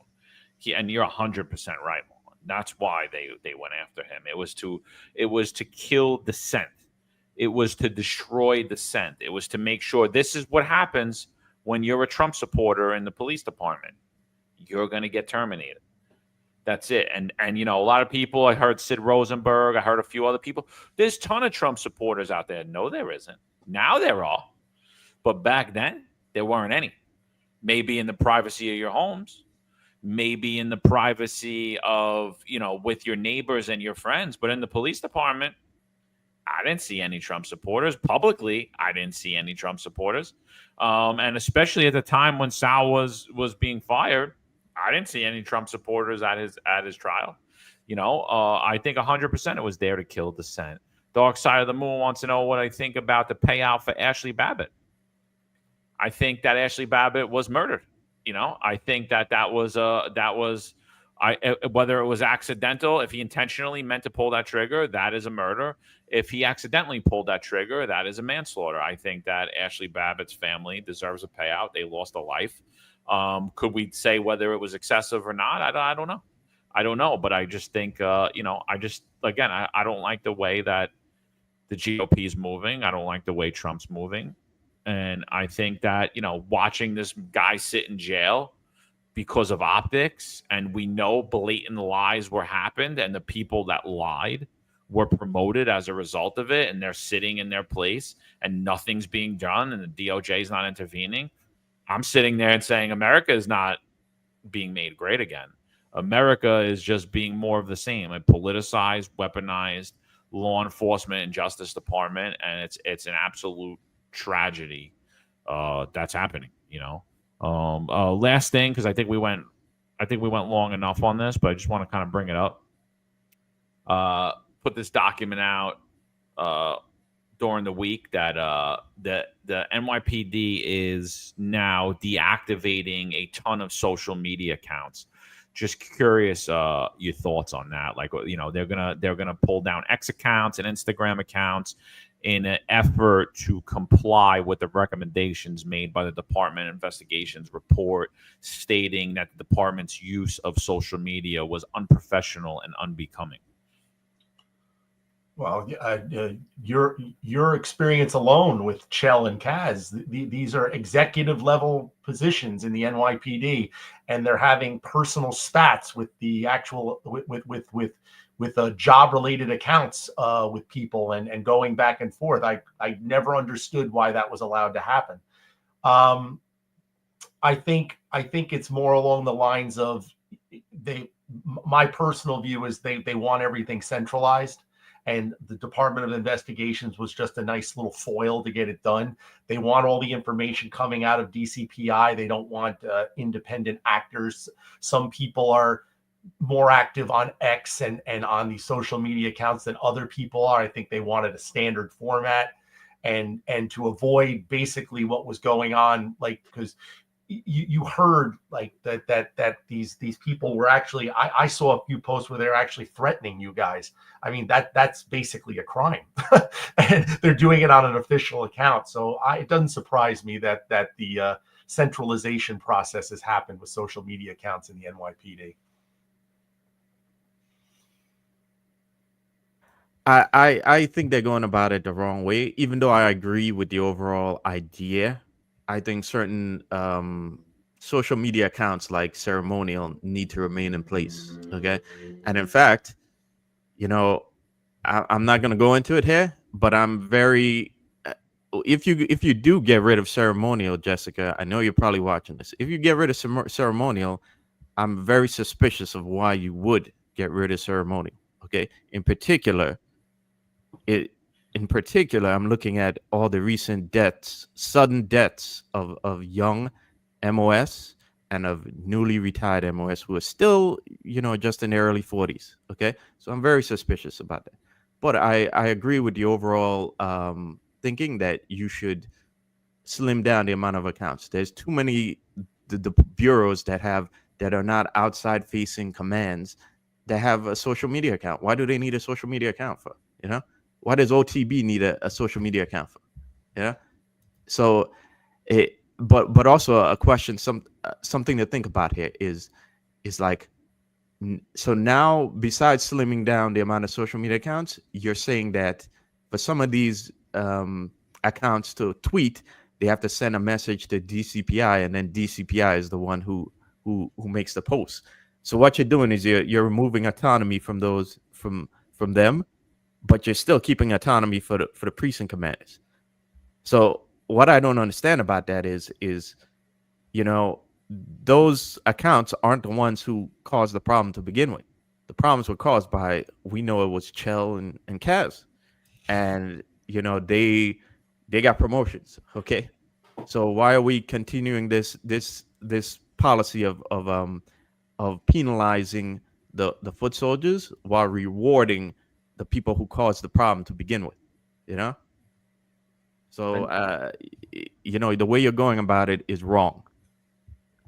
Yeah, it was. I think so I don't love the NYPD on social media. I think it was like such a pandering moment, but like overall, 99.9% of all of these accounts acted totally properly.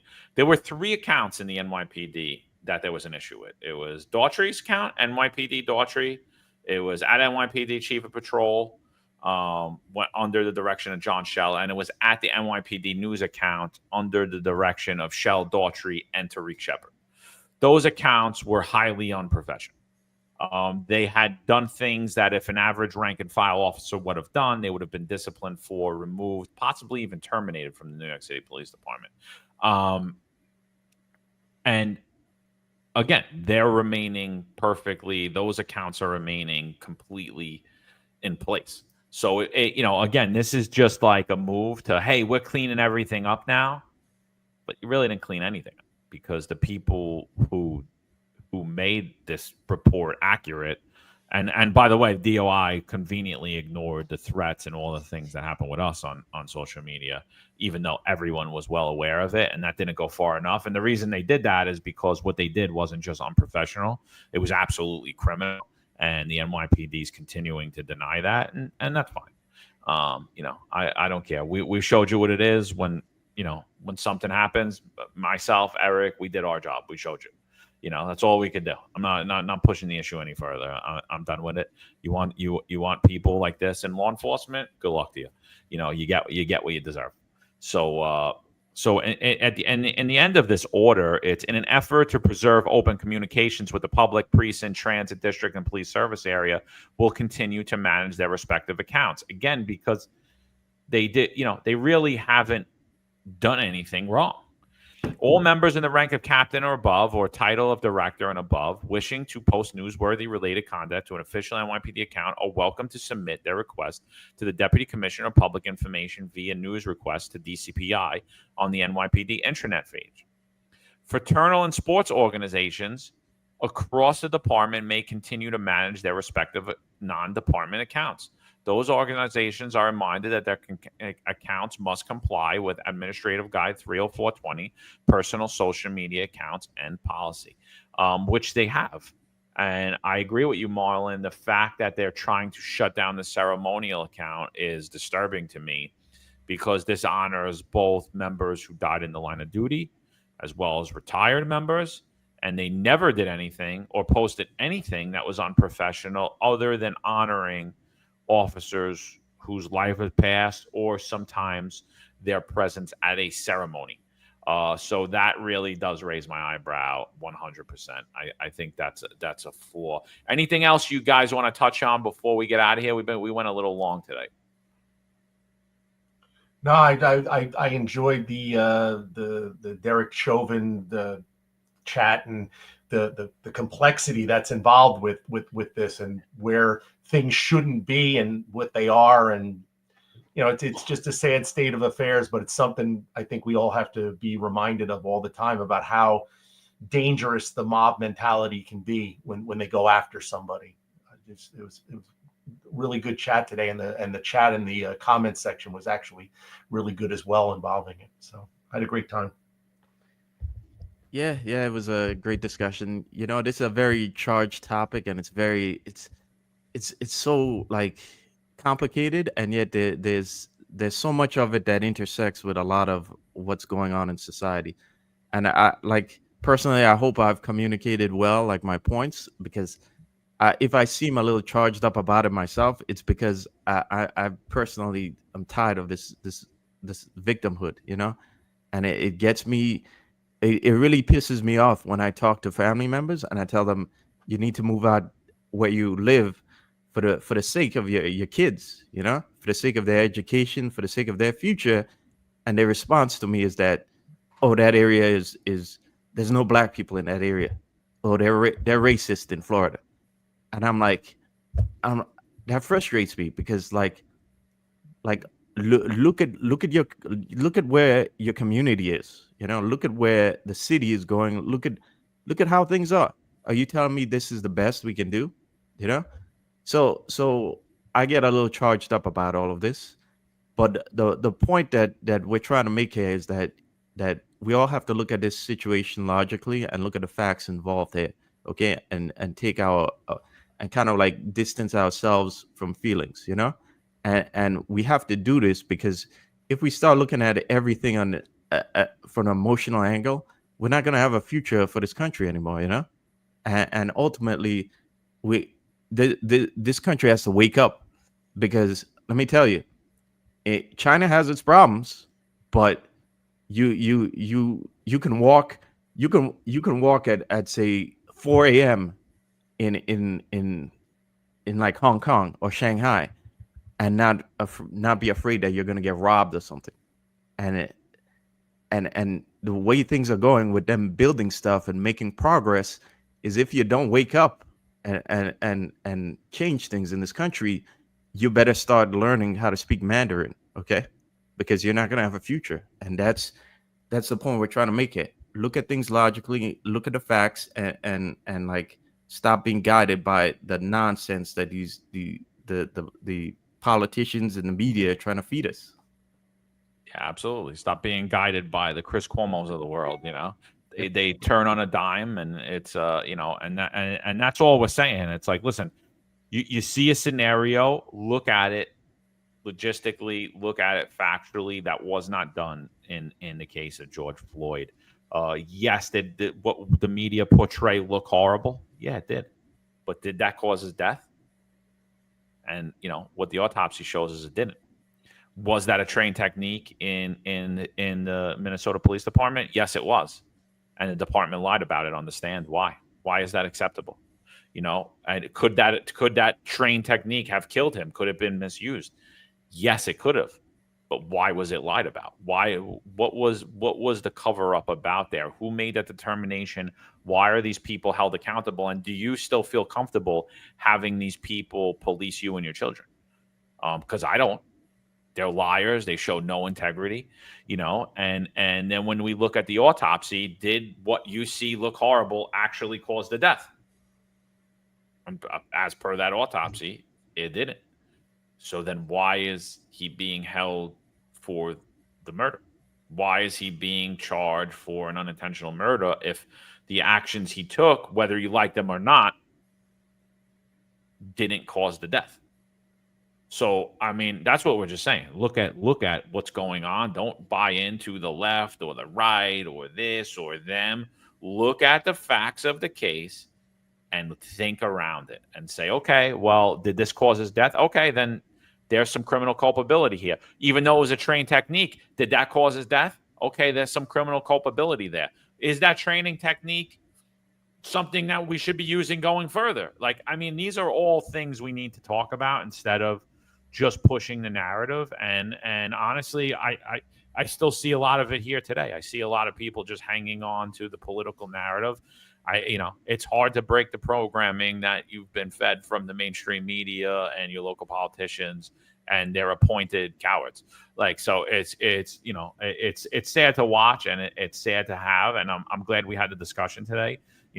Thank you for joining us, John. John, why don't you tell everybody a little bit about your podcast, where we can find you? Oh yeah, the Blue Podcast Network.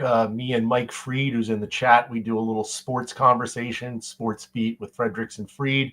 Our next show is going to be June 14th at 11 o'clock. So if you can sign into that and follow us along, it's just fun, lighthearted sports talk, a little cop talk, a little political talk. It's just a nice thing to do. Good times. No, yeah, thanks for coming on, Marlon. Anything else before we bounce out?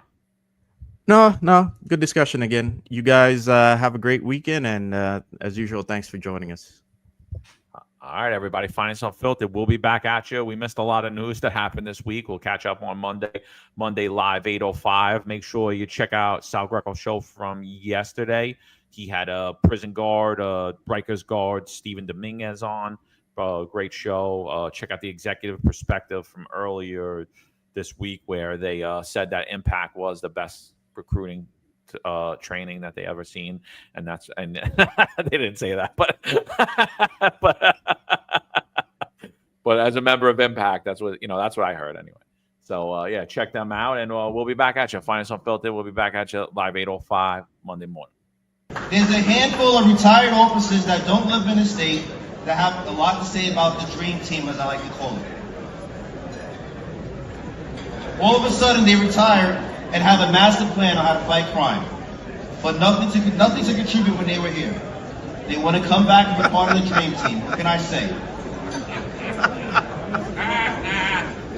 Law enforcement professionals dedicate their lives to serving and protecting our community, but who's protecting their financial futures?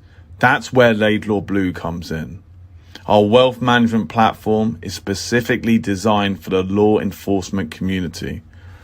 Laidlaw Blue is a division within Laidlaw Wealth Management, run by retired New York City detective John McDermott. His status as a retired detective uniquely positions him to establish a deep connection between Laidlaw Blue and the law enforcement community. Our platform is easy to use and provides a range of financial services, including investment management, retirement planning, and insurance solutions. With Laidlaw Blue, you can secure your financial future and provide for your loved ones.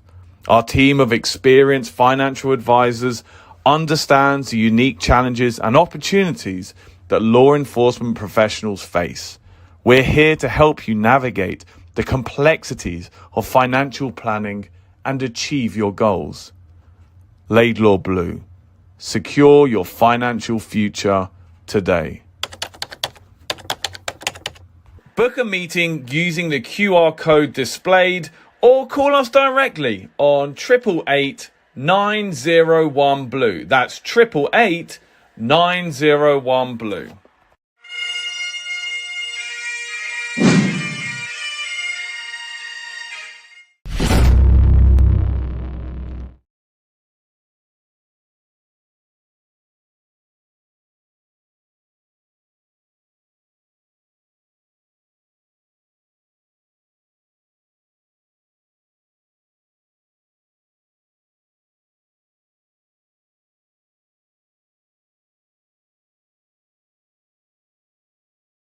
All right, we're off. No, we're not. Why we're not off? End stream. Hold on.